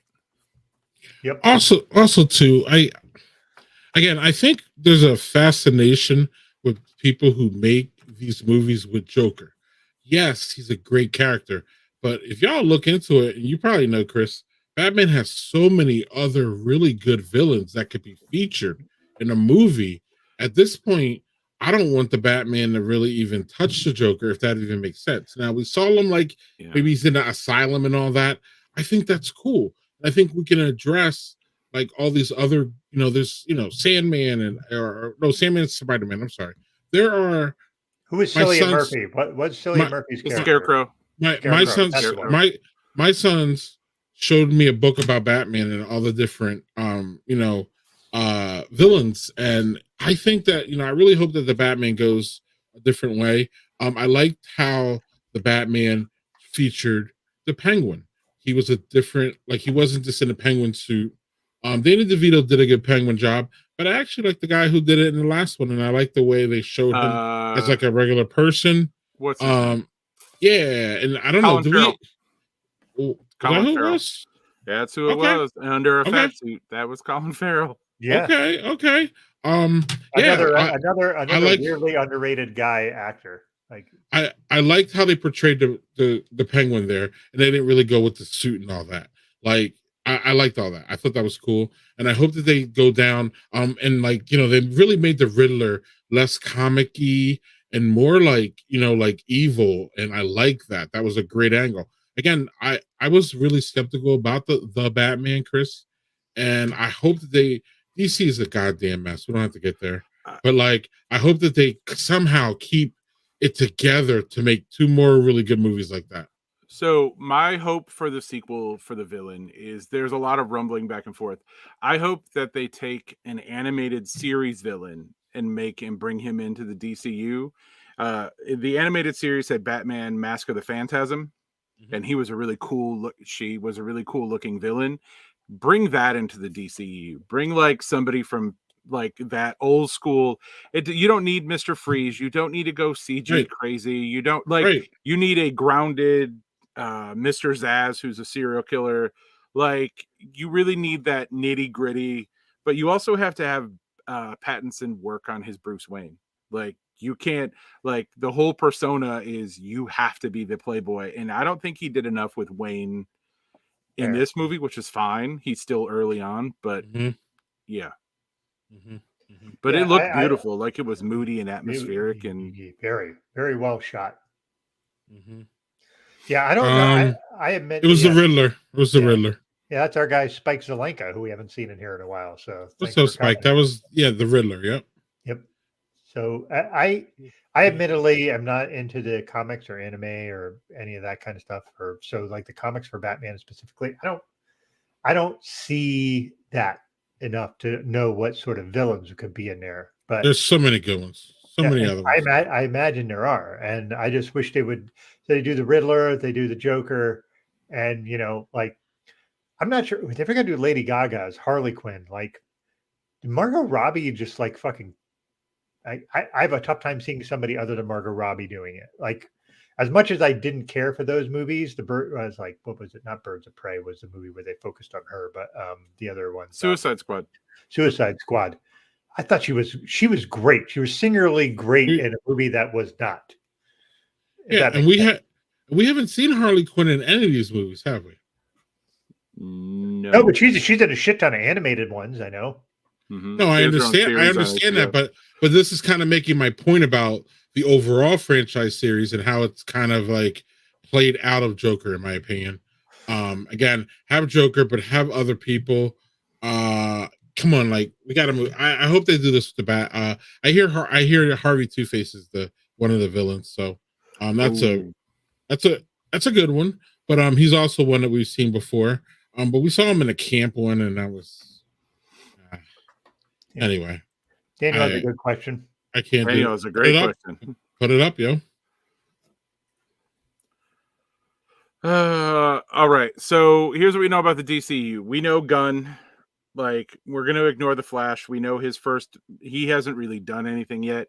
Here's who I'm hoping he gets as the Batman. You know, it's going to be Batman and Robin. It's going to be Damian.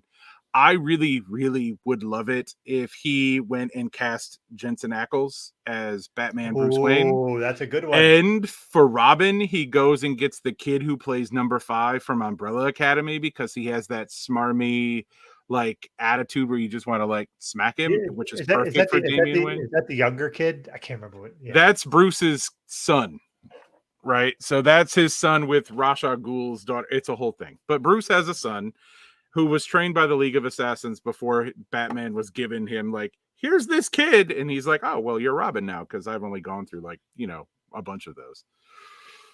But yeah, I would love Jensen Ackles and the kid from Umbrella Academy as Robin. So I was going to take my kids to see this movie. I just wanted to see it for nostalgia purposes. I hear good things about it. And then I remembered who the lead actor is. And then I was out. What were they thinking? Enough. Bye. What's that? Like, you fired Henry Cavill and kept Ezra Miller. Yeah, that's why I said DC is just a hot mess. And the whole Max thing too. And so now they're selling off a lot of their assets because they're in debt. Mm-hmm. It's just a fucking hot mess. Oh my goodness. Goodness. Oh, Daniel would agree with Aiden Gallagher. That was the guy. Yep, I looked that up. Yep. All right, y'all. So do y'all have all your drinks? Are we all good? Well, we have to talk about what we're watching. I'm asking you about your drinks, buddy. I usually I'm just making sure before we get there, Doug. So I'm not running over that. Sorry. I'm cool. I'm just explaining myself. You're the one jumping the gun. But it's all good. And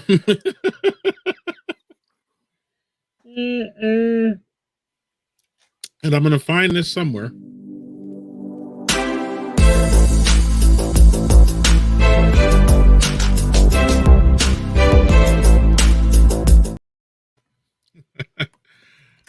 So the Saturday matinee continues at my house tomorrow with the last of, and yes, it's the last one. I know there's another one, but the last of the Die Hard series. Ah, man. Live Free and Die Hard. I wonder if he even remembers that he made that movie. Oh, dude. Oh, that's too soon. Okay. He's still alive. Give him too soon. I was going to shout out to him too and say, Bruce Willis is one of my favorite actors growing up just because he played these silly ass roles like in Live Free and Die Hard. My sons, I don't know if you know Chris, or you probably did because you watched the stream, but my sons and I'm showing my kids movies that were bangers before. They picked this one before they were born, but this one was actually made while they were here on this earth. So it's an exception, but they want to finish the Die Hard series. So we're going to do that. I think there's one after that too, but yeah, they're on their own for that one. I'm not watching that shit, but I will watch this one because if I recall correctly, it was pretty good. And then last week, Chris, we watched the one with Samuel L. Jackson, which they thoroughly enjoyed. So I mean, it's got Sam Jackson in it. You can't go wrong with. They know him as Nick Fury mostly, so they're like, "Hey, it's Nick Fury," and I'm like, "Man, that motherfucker's been in a million things." He has, but the one thing, real quick, I'll touch on before we get to y'all is that another place where we know Samuel L. Jackson from is all of the Quentin Tarantino movies, and it's almost all Actually, I think he's not in one I think of that's them. correct. And what one is that one? Kill Was Bill he in 2? the- Reservoir Dogs. I don't think he's Is in it Reservoir Dogs? I don't Okay. think he was in the Grindhouse double features either, was he? You mean the Kill Bill? Was that the Kill Bill series? No, Grindhouse was Death Proof. Was his, and Robert Rodriguez did. Yeah, I didn't He see did a those. crazy one with like a wooden leg, and it was From Dusk Till Dawn? no. that's It was Robert like Rodriguez Rose on that. McGowan was in Oh, that's it, Robert and Rodriguez. Oh, was that the one where they had like a Rose McGowan or one of the characters had like a leg that she pulled up? She had like a machine gun. it on was the like a bottom machine of it? gun. Yep, Yeah. that was Robert Rodriguez. Yep. Robert Rodriguez is a fucking nut. So He's a nut. He's a nut. But yeah, real quick, I haven't shown my kids any of the Quentin Tarantino movies just because kind of like edging them up to that because they're still 19 and 17, homeschool kids, a little sheltered. So we'll wait on those movies. But we'll get there Start soon. with Django. It's fine. You could breach right into the Civil War. No. Just jump right into Inglourious Bastard. Just fucking drop him right into that. Well, no, you have to go chronological. So you have to go Civil War before World War II, right? And then they can go around going, I need my Nazi scalps. I was actually going to start with Pulp, but Pulp's a good one to start with, man. Just be prepared. They're going to quote it for like the next 30 years. Yeah, I know, and that's why I'm like pushing off all the Quentin Tarantino movies.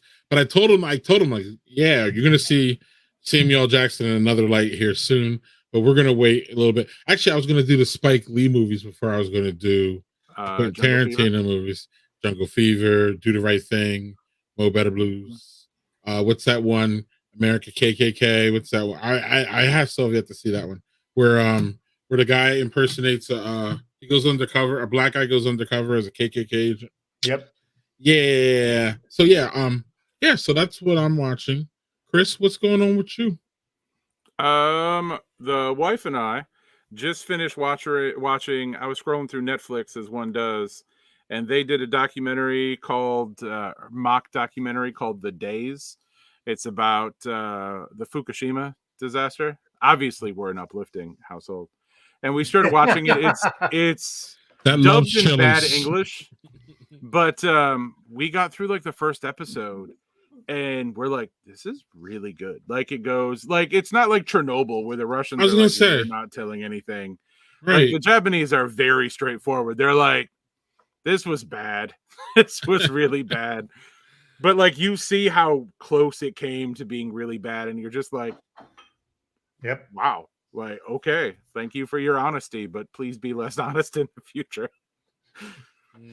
Okay.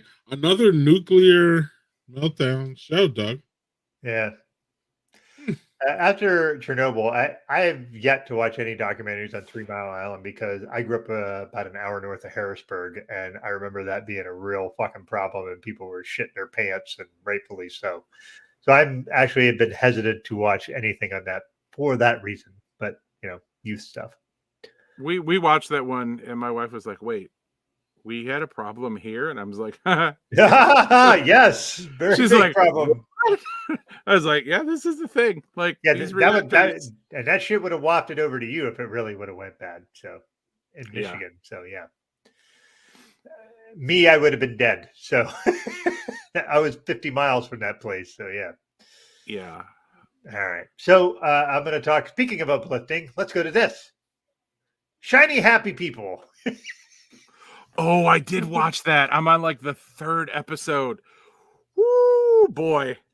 So this is something that my friend Renee and I are going to talk about on our Cult Bar podcast here, first Wednesday of next month. I swear to you. So like when this came out, I think most of us were like kind of watching this for the train wreck element. I didn't watch a show because fuck those people. I knew that was totally fucked and I didn't want to watch it. It is so much more fucked than you think it is. Like it is way more fucked. Like I don't know how to explain just the idea of like in that particular cult, and it is a fucking cult, is the IBLP. It's basically the Institute of Basic Life Principles. The guy who runs the Institute of Basic Life Principles tells everybody to have as many fucking kids as they can to be in part of the army of God. And that guy is telling you people to that has never been married, never had kids. Excuse me. Sorry, I was trying to mute and I could. But anyway, sorry, I was trying to sneeze and couldn't mute it at the same time. It is so much more fucked. That guy right there on the screen is the shittiest fucking individual you'll see. He is such an awful fucking human being. And yeah, it is fucked up. And I can't wait to talk to Renee about how fucked up it is, because it's so fucking ridiculous. So like we used to watch it. I'm not gonna lie. Like we like the trash TV in the Carlton household. So we used to watch the Duggars, and I was like, this is like there's a lot of weird, like this seems weird. Like, first of all, 19 kids. Homeboy, go take a cold shower. Get off your wife. Like, go get a treadmill. She at this point, no. Just no. But like, okay, whatever. But when you watch this series, you're like, this is so much worse. Like the fact that they have his daughters and niece like come out and speak against him because he covered up abuse and stuff like that. I'm like, what? Yes. And sided with his son, the abuser, instead of his daughters, the abused. That kills me. Yep. And tried very hard to cover it up because he had a cash cow in this show, made a load of money. And guess who got all the money? Him, the dad. Mm-hmm. One of the things that is a very big problem is like the one daughter was an adult on this show and was taking care of the little kids and being on the show and got no money for any of it. None. And that's fucked. And made them sign a contract so they couldn't, because in their religious cult beliefs, the father is the god of that family. He's the head of the household. He controls all the money. He controls everything. And one of the things they talk about, which I thought was super interesting, is the wife, if you've ever heard her talk, is very squeaky, high-pitched, very childlike. And that is by design, because they're supposed to be in deference to their husband. It'll make you sick to your stomach. It's really fucked up. So it's great. It's great to watch. Watch it, people. It's awesome. Make you feel better about yourself. Or no. Or don't, if you don't want to feel shitty. So yeah. Yeah. It will leave you feeling like you need a shower. Yeah, Silkwood shower, yes. The shit that you watch, dog, I can't even. And I have to watch it for the show, but I love watching this stuff because I am just constantly fascinated by the depths of shit people will go to. Like, I don't understand it. I don't understand it. I want to understand it. That's why I do it, is I want to understand, and I can't get there. Well, and I'm with Doug. Like, we're used to people treating other people like trash and we hate it, but I was like, these are your own kids. Like, you're throwing your own kids under the bus in favor of money. Like, it's how he's not in jail is really shocking. Like, and he's run for fucking office and was in office for a while, and then now he ran for office again and got defeated, and then he was a very big Trumper, very anti-mask, very like all the shit you expect out of fucking uber religious folks. He was all of them and then some. Yeah, you're right. You're right, Tony. You're exactly right, Tony. Oh wow. Y'all got me in a cheerful mood. Yeah, sorry, but I didn't have any fun stuff, and like I wanted, but I'm finishing up. I have one more episode of Black Mirror to watch. I was informed that, remember, a few weeks ago I started watching the show From, and I watched the first episode. I'm like, I can't fucking do another goddamn subscription service. And I said, that show looks like something I would totally love to fucking watch. And Chris is like, oh yeah, that's the first season's free on Amazon Prime. I'm like, God damn it. Now I need to go watch it. So yeah, I didn't have anything new to watch. Sorry, folks. And usually Greg depends on me to be the guy that is watching stuff. Remember, well, yeah, that whole segment is made for you, for the record. So that being said, though, Doug, you can only watch one of them one day at a time. We know this. Anyway, I can watch two episodes, and that's as much as I can that's watch. Binging. That's binging. Don't do it. No, that is not binging. Binging. Yes, it is. No, it's 2 or more. It's like I thought it was 3 or more. I thought 2 times is being clean and 3 times is playing with yourself. I thought that was the established rules. Well, I'm not going to argue that logic. We're going to move on. Let's move on to something cheery, like billionaires and submarines. No. Forget it. No, that's cheery. That's cheery. Let's go. Let's go. If y'all want to talk about, look, we can either talk about billionaires and submarines or pizza. Which one y'all want? Both. Let's do submarines real quick, and then let's do pizza, because pizza could be a long conversation. Okay. I'll hold my mouth about the submarines and billionaires. Y'all seem to be really excited about it. So one of y'all go. Chris, you go first, and I'll go next. Oh, okay. Well, in case you haven't paid attention to any news for the last week, let me summarize it as stupid shit only white people do. Right? In summary, people with an obnoxious amount of money climbed into a Pringles can, went down to the deepest part of the ocean to visit a mass grave, and the ocean ate them. The end. That's a pretty good summation. That's all you need to know. James Cameron will probably make a movie out of it so he can visit Titanic again. It's what he does. It'll be 19 hours long, and there will be like purple people. Yeah. I will say that I saw somebody who made a tweet in September of 2022 who said the sequel to Titanic will be multiple millionaires taking a submersible down to the Titanic wreck and exploding. They wrote that in September of 22. And goddamn it, that didn't come true. So listen, there's a lot of discourse about are you making jokes about rich people? Are you because of rich people? Yeah, and here's why. Let me give you a few things why. One, that guy that is like, we put this together. People told us we shouldn't use carbon fiber and all this shit. And he's like, yeah, but I did. So fuck them. And I'm like, dude, they told you couldn't do that because it's unsafe. He fired a safety manager because they said that seal is not graded to go past 4,600 feet. He's like, yeah, but we're going 12,000. So fuck you. You're fired. He fired that guy. And so not great. So the hubris is the problem. They took where they were charging $250,000 per person to go in a submersible where they bolted you in and couldn't let you out unless you fucking got back up, and they unbolted you out of it. And to a mass burial site of largely poor people. The karma of that is fucking terrible. Like, you can't just expect that's going to be cool. So yeah, and they apparently imploded. The good news for them is that was instantaneous. They died instantaneously. The bad news is like there was a 19-year-old kid who was kind of coerced by his dad to go on it with him. Yeah. Tony, you're exactly right. That is the person I feel bad for. I do not feel I don't feel bad for any billionaires in that. There are no ethical billionaires ever.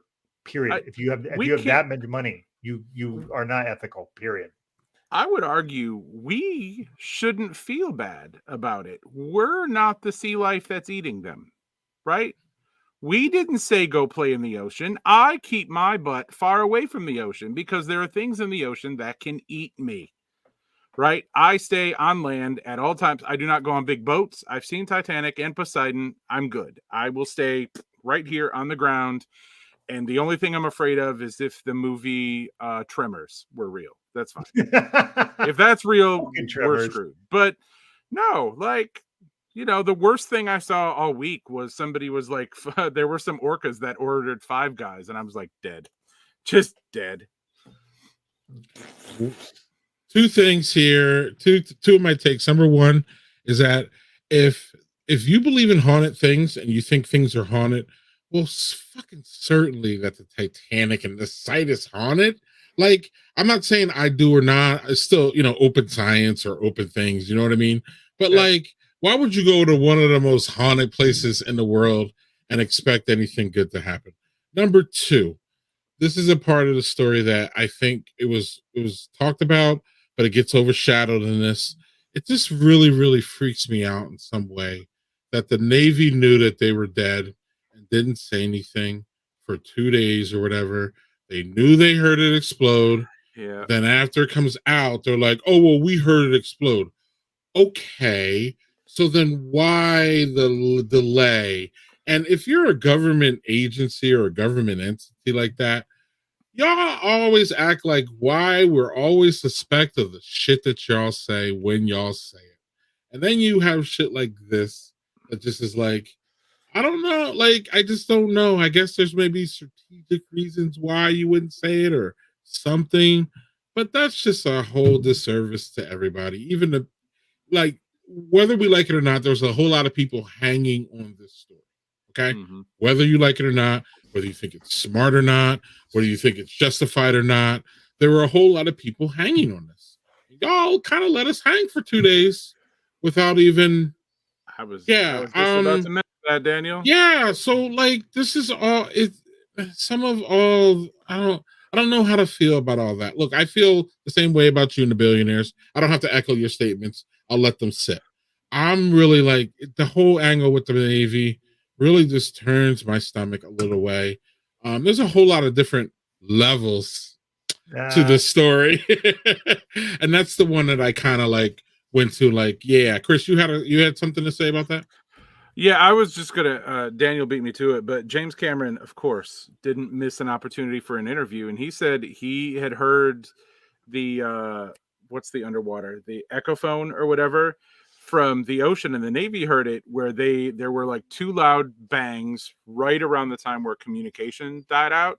Yeah. And I think the first bang was that carbon fiber they told them not to use separating, and then the second bang was super metallic, and then there was nothing. And he was like, well, I knew on Monday. And I was like, Jim, buddy, shut up.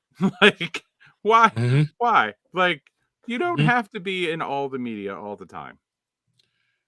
Okay. Does it take 2 days though, Tony? Depends on the family, maybe, but I don't think so.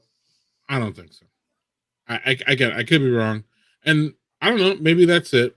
But I don't know. Something is not rubbing me the right way about that part of it. Because again, in those 2 days, we had a whole bunch of people coming towards that area.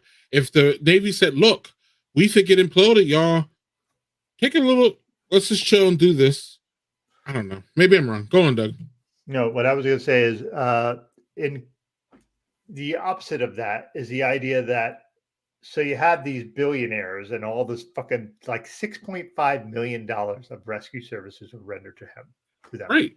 We just had a boatload of refugees in near Greece try to go to Greece. Their boat stopped working. And the Greece facilities pushed them back out into neutral waters because they didn't want them coming to Greece.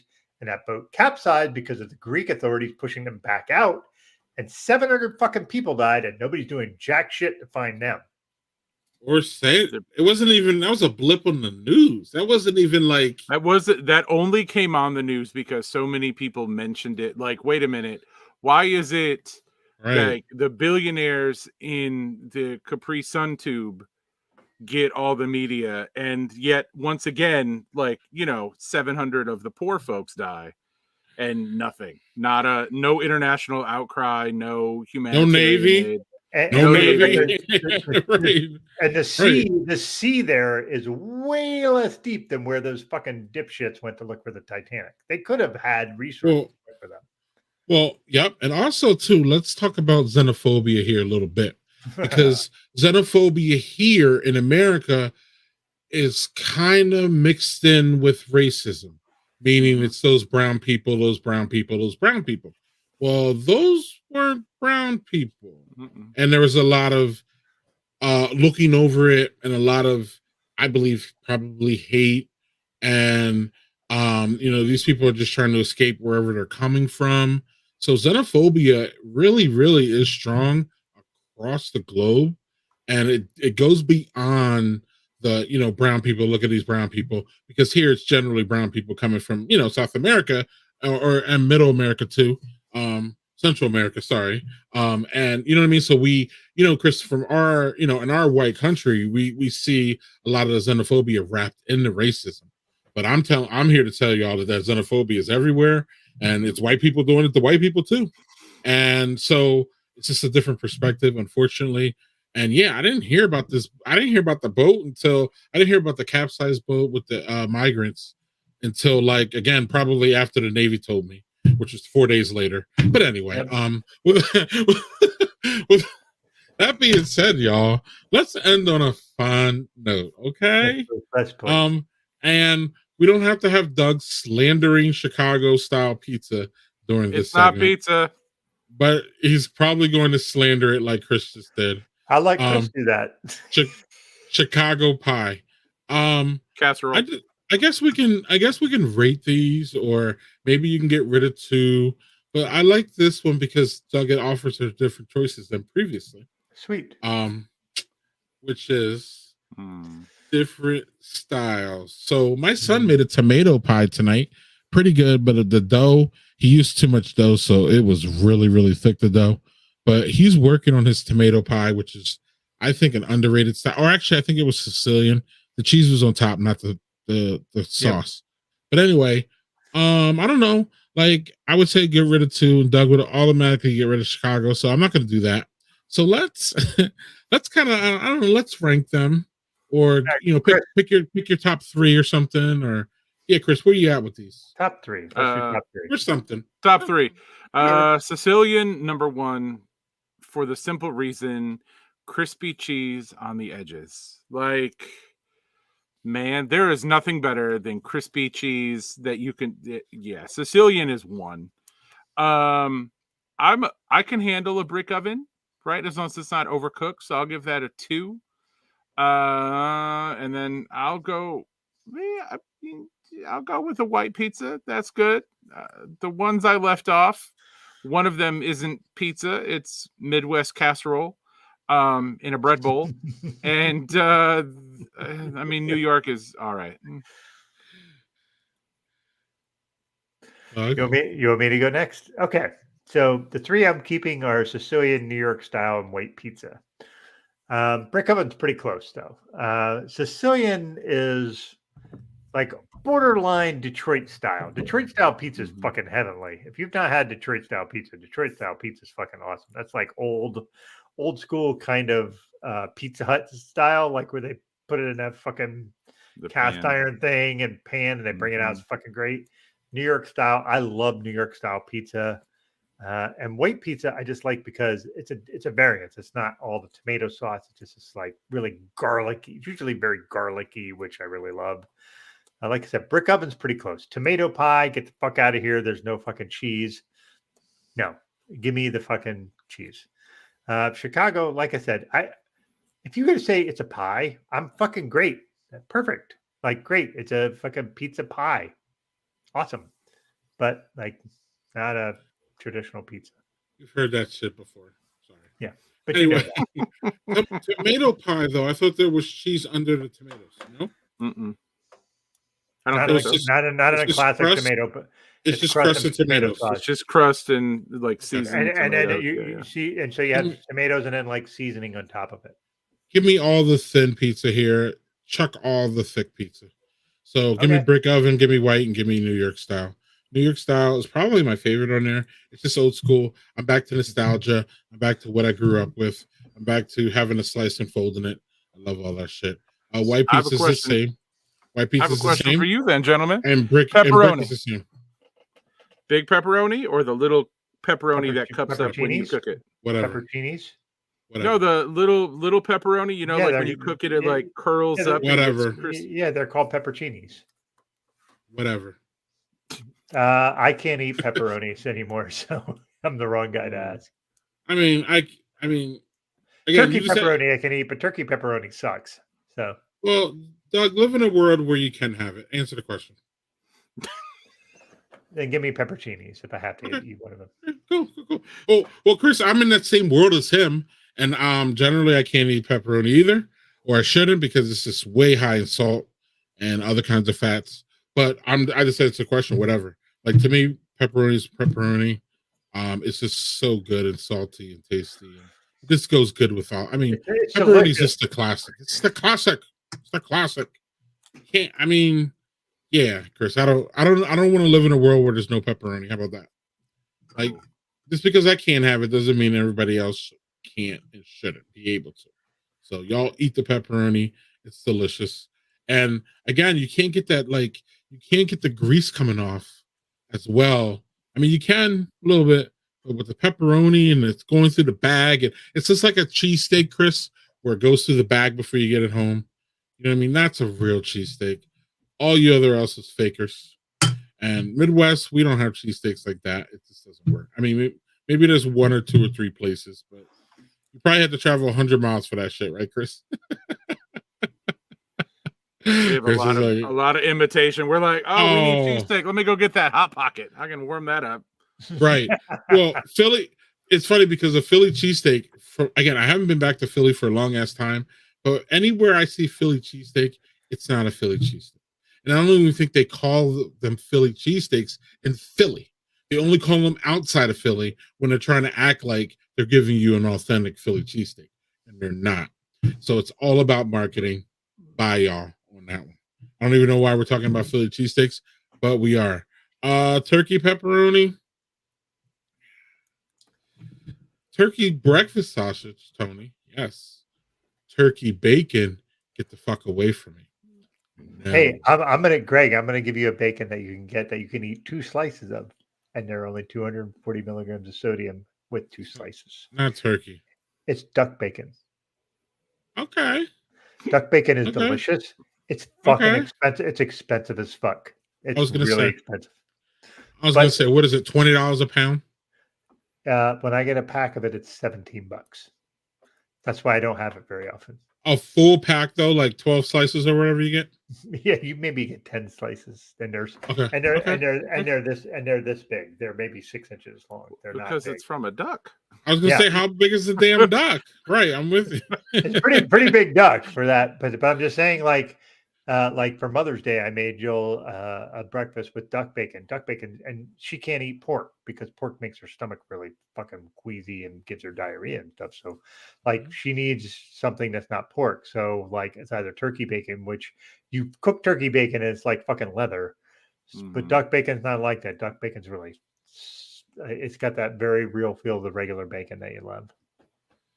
Mm-hmm. Yeah, beef bacon's not that great. I will try. I've tried that. But yeah, and turkey bacon is trash. So turkey bacon is trash. Now turkey breakfast sausage, Doug, is another thing. Turkey bacon sausage is good, actually. The bacon, no. Stay in your lane, turkey. Stay in your lane. Right. Turkey breasts, amazing. But yeah. You better off with the regular pepperoni. Probably. All right, y'all. Unless y'all have any more drinks, we will slowly but surely wrap this up. Yeah. Anything else, Chris? Would you like to talk about that we didn't get to? You want to plug your TikTok page, which we didn't talk about, but yeah, and also the podcast. Let's talk about the podcast, man. Yeah, my TikTok page is all Legos. It's Legos and toys, and I'm a giant kid, so if it brings me joy, I put it on TikTok, and people apparently find joy in it, I guess. So yeah, no, it's fun. It's easy content. It's not inappropriate. I save all those for when I share with Doug. And man, this week has been rough. But I do have a podcast coming up. My podcast partner, Jay, I think ran away, but we're working on it. 8-bit happy hour. So it's gaming and movies and culture and news and all that good stuff. We're working on it. We keep plugging away. And every time we go to record, the great state of Florida is like, and a hurricane for you. So it's good times. Yeah. I don't live there because I would be in jail for trying to murder their governor, but and apparently you don't even visit. So you got So I've got Disney at the end of the month, and my wife just told me today she got Universal Studios tickets, so I not only get to build a lightsaber, but I also get to go dress up as Harry Potter and get butterbeer drunk. Nice. Oh, somebody asked for my TikTok handle. I am hold on. The app is trying to tell me I need to update something and I don't want to. I am Mr. Carlton's Neighborhood. like Mr. Rogers, but with more toys. Ooh, that Mr. sounds. Carlton neighborhood. Trust me, Daniel, Mr. you'll Carlton's enjoy it, neighborhood. especially with all the Lego stuff is fucking awesome. He does a great job with that. So. Yeah, I'm out of room for Legos. And Doug, rate this room here, please. Oh, well, whoa. So here's what I'm gonna say. All the Lego stuff in the back is fucking awesome. It's the Funko Pops for me. So 9.5 out of 10 because I love all the Funko Pops. I have Funko Pops. I have a fucking Funko Pop of Cthulhu right here looking at you in the face, Mr. Carlton. Right there. Look at that guy. Yeah. And I will tell you. I will tell you, I have a Funko Pop that is not Funko, but I know you'll appreciate Yukon Cornelius. Absolutely. And not a Funko Pop, but Buddy Christ. I have the bobblehead Buddy Christ for my car dash. Oh, so see, every time awesome. I'm like, is that a good decision? Jesus is like, it is. Yeah, yes, it's great. The Funko Pops have gotten a little out of hand. They started as a few, and now they're crazy. They have John Wick ones now. They have. They do. He's up on my shelf, I believe. It's the bloody John Wick. I have Ted Lasso. I just shook my whole desk. Yeah, the wife was unhappy because we now have to carry a rider on the house just for my Funko Pops. For your insurance? Yeah.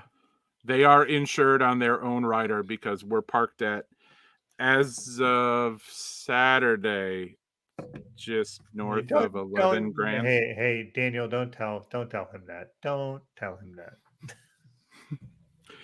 Yeah, so we're just north of 11 G's, and my wife is like, I hate this.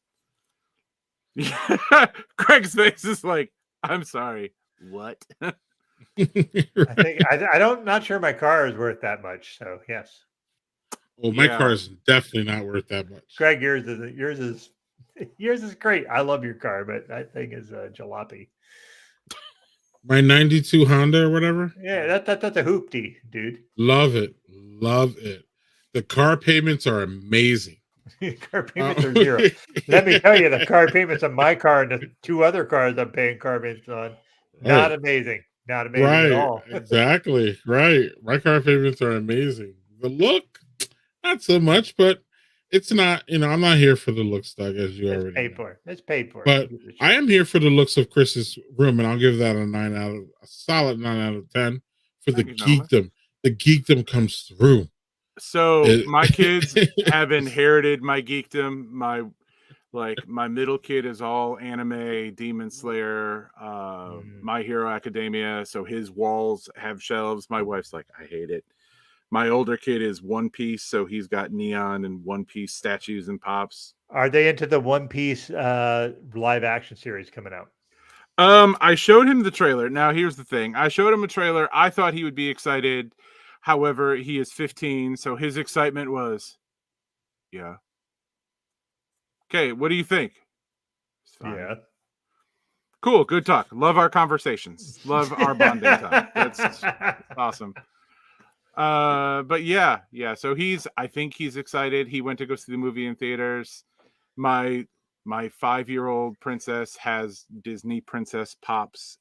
Every Toy Story pop, all of them are on her bed, and she moves them and she talks to them. It's kind of cute. My wife is like, I hate all of this. I hate every minute of what you've done to my house. I do not envy you for the age range because Greg and I are both in late stage kids. Late stage kids are fucking expensive. Let's not sugarcoat that. The amount of money I am laying out every week is fucking crazy. But like what you're doing is what you should do, I think. Mm-hmm. Mm-hmm. So when does collecting become hoarding? Is my wife in the comments? I can't see. So look, it is. Y'all don't know. This is a rhetorical question, actually, because it can go to Doug and his beer and his cellar too. So it can go to all of us on some level. But you can answer, Chris. Yeah, it's something I try to be very careful of. My dad was like an old school NASCAR guy, so he'd have the cars on the wall and the cases, and like it covered the living room. And I'm like, oh, that was a lot. And now you see my basement, and I'm just like, all right, so we're gonna scale it back a little. We're gonna dial it in, not get every new thing that's out. We're gonna, I've got, I think she's asleep, 7 storage totes in the pantry that are full of ones I just can't display. So those are ones I'll have to like sort and go, I can get rid of these and not feel bad about it. But I mean, a lot of it's just stuff I enjoyed as a kid. It's like, I've got the whole series of Firefly Pops. I now have, it took me longer to collect the Firefly Pops than it did for Fox to cancel the show. So that was good. Do you have Wash with a fucking big giant stick of wood through his chest? They did not make that one. I do have both Kaylee's because she was my favorite. Kaylee's awesome. Yeah, so I have both Kaylee's. I have an RBG Pop. Like, I was the only one when I took a tour of Arlington who was geeking out to see. You can't geek out too loud because it's a functional cemetery. But I was like shoving kids out of the way, like, guys, this is amazing. And they're like, why are you pushing us out of the way for a picture of a tombstone? Yeah, it's a thing I do. All right, and this is the thing we do.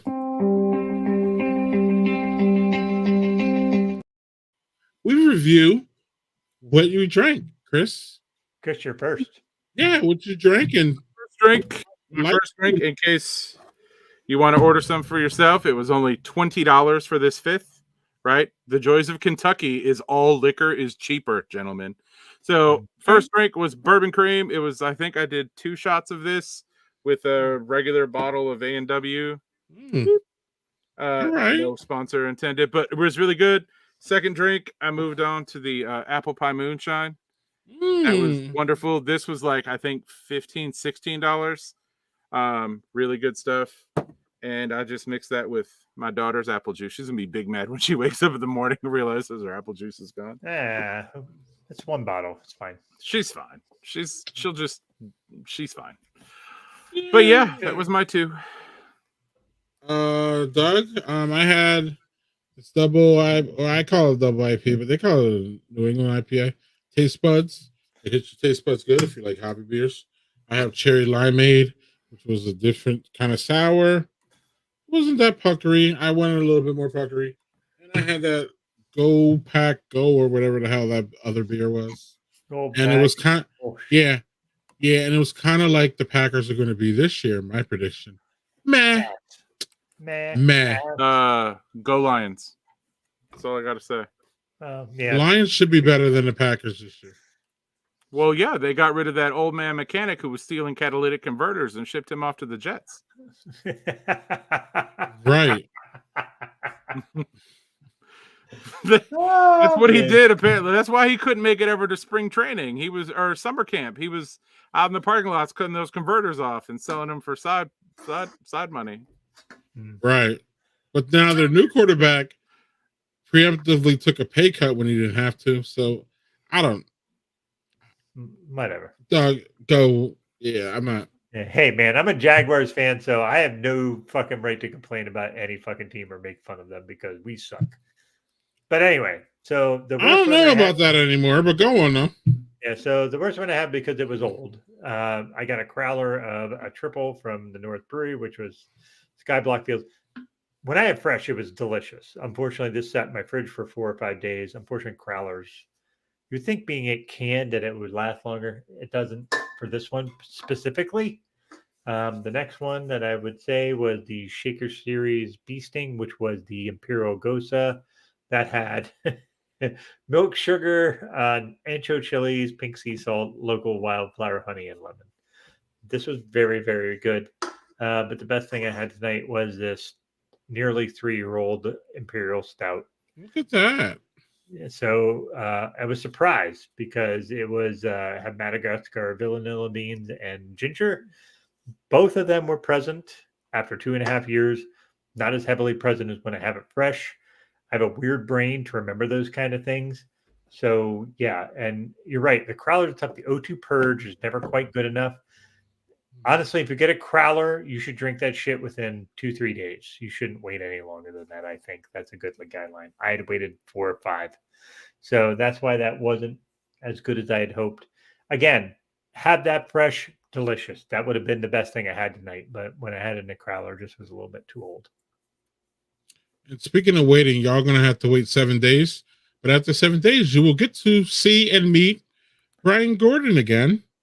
Yeah. Foul Language Comics, right? Did I get that right?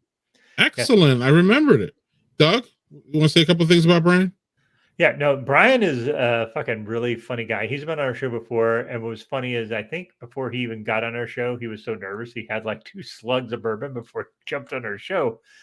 And he did a 20-minute just fucking soliloquy on his life as a comic artist. That was superb. It is just an epic kind of view of someone who is like, I did this thing. It became immensely popular. And now I can't get out of it because he wants to do different stuff. And he started doing different stuff. Super funny, super thoughtful, really brilliant guy. I'm going to tell you, I don't know if you've ever seen, Chris, you've probably seen this stuff because it's like the ducks where the ducks are the parents and the kids are ducks. Oh, yeah. Yeah, that's his Foul Language Comics. And he did that. And super, super funny and super interesting. His kids are older now. They're tweens and teens. So he shifted to something different because, as we always happens, is when your kids get to be tweens and teens, they don't want to be talked about. So, yeah. Greg? I won't talk about you. It's tough, man. It's tough that pigeonholes what we could call it, because we even talked about this before with Battington and how I had this in my head that he was just a Twilight dude, and I never even seen Twilight, Chris, but I still had in my head, who he was before he stepped into the Batman suit. And then, that had all skewed my opinion. So it's hard to get out of that pigeonhole. Another name that reminds me of is Tom Holland, Spider-Man. Now, again, I can't unsee him as Spider-Man. I don't care how long he grows his hair and he's on Apple TV, whatever the hell he's doing now. I see Spider-Man. Tom Holland is Spider-Man. He might as well not do anything else in this whole thing. I know it's rude and it's pigeonholy and it's hard, but that's how that's kind of how it is. So not kind of how it is, but it's a lot of the way people frame, you know what I mean? The way it's hard to get out of once people have an idea who they think you are, to change all that, even if you're a public figure. What's up, Doug? Tom Holland will not be Spider-Man to me. You know what he will be? He will be the guy on the lip syncing show where he did Umbrella by Rihanna and he cross-dressed. That is the most awesome thing I saw on that show. You haven't seen that, Doug or Greg? I don't know what you're talking about. He did Umbrella by Rihanna. Yeah. And you told me. You told me. I heard it. It is. I'm intrigued. Superb. And he started off dressed in male clothes, and then he switched to like a corset and like tight shorts. Okay. Oh my God, that thing was fucking phenomenal. And Rihanna was there, just like shitting her pants. No, it was. You know who was? It was not Rihanna. It was Zendaya, who is now his partner. But Zendaya and him were not partners at the time. And she just saw him do that, and I have to imagine that was part of the reason she's with him, because. And Zendaya is always going to be the chick that likes Spider-Man in the movie to me. Sorry, yeah, that's fine. I mean, him being Spider-Man got him Zendaya, so that's a win. I'm sorry, that's a win. And I know Zendaya. She went to do something really spectacular. She's on Apple TV now, right? I don't know. I'm a little floored by this Zach comment. I play Fortnite and I didn't see that shit. And yeah. I don't know what you're talking about, so I have no comment. Anything else, Sean? I will piggyback on yours. I'm very guilty with musicians of looking at them going, nope. And I saw a musician, dude's name is Jelly Roll. That's his performance name. And I'm like, you are a grown man calling yourself Jelly Roll. I'm out. And then I listened to his music and I was like, well, now I feel really bad, because you can absolutely do a damn thing. Like, whoa. Mm-hmm. Okay, Lauren, Oh. can you tell me what they are? She Because does Euphoria. Euphoria, that's what it is. Thank you. Yeah, I watched one episode of that, and I'm like, I'm terrified. I'm out. Like, yeah, and she's award winning for that too. Didn't she win some big awards for that? So she's doing well. She's doing well. Leave Jelly alone.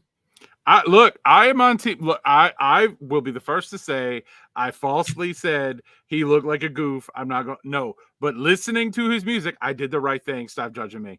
But listening to his music, I was like, dude, like you absolutely are killing it. I shouldn't even be here. It reminds me of Clerks. All right, let me ask Zach, what slippers are you wearing at work? Right. in a pink robe, right? One would hope.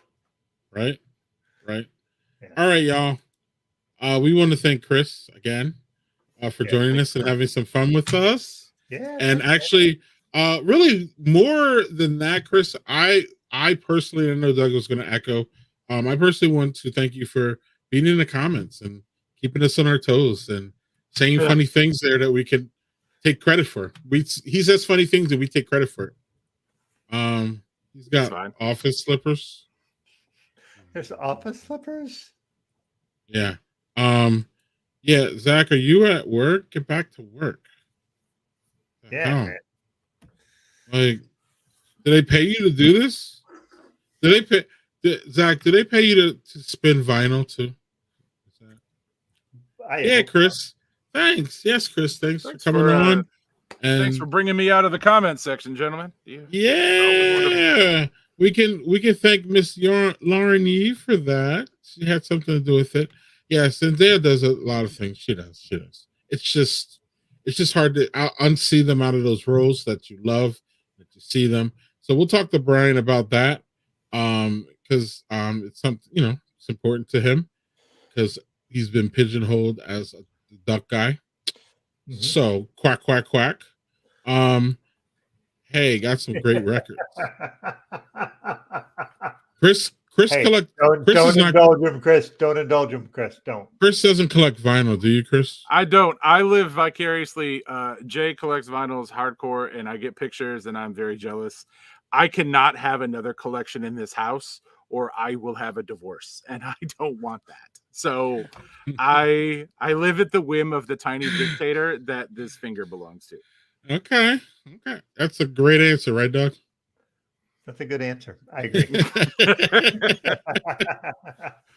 All right, y'all. We don't have any more great answers, but we wish all y'all have a great weekend. And I don't think we have any last words, so we will go out like normal. Cheers, y'all.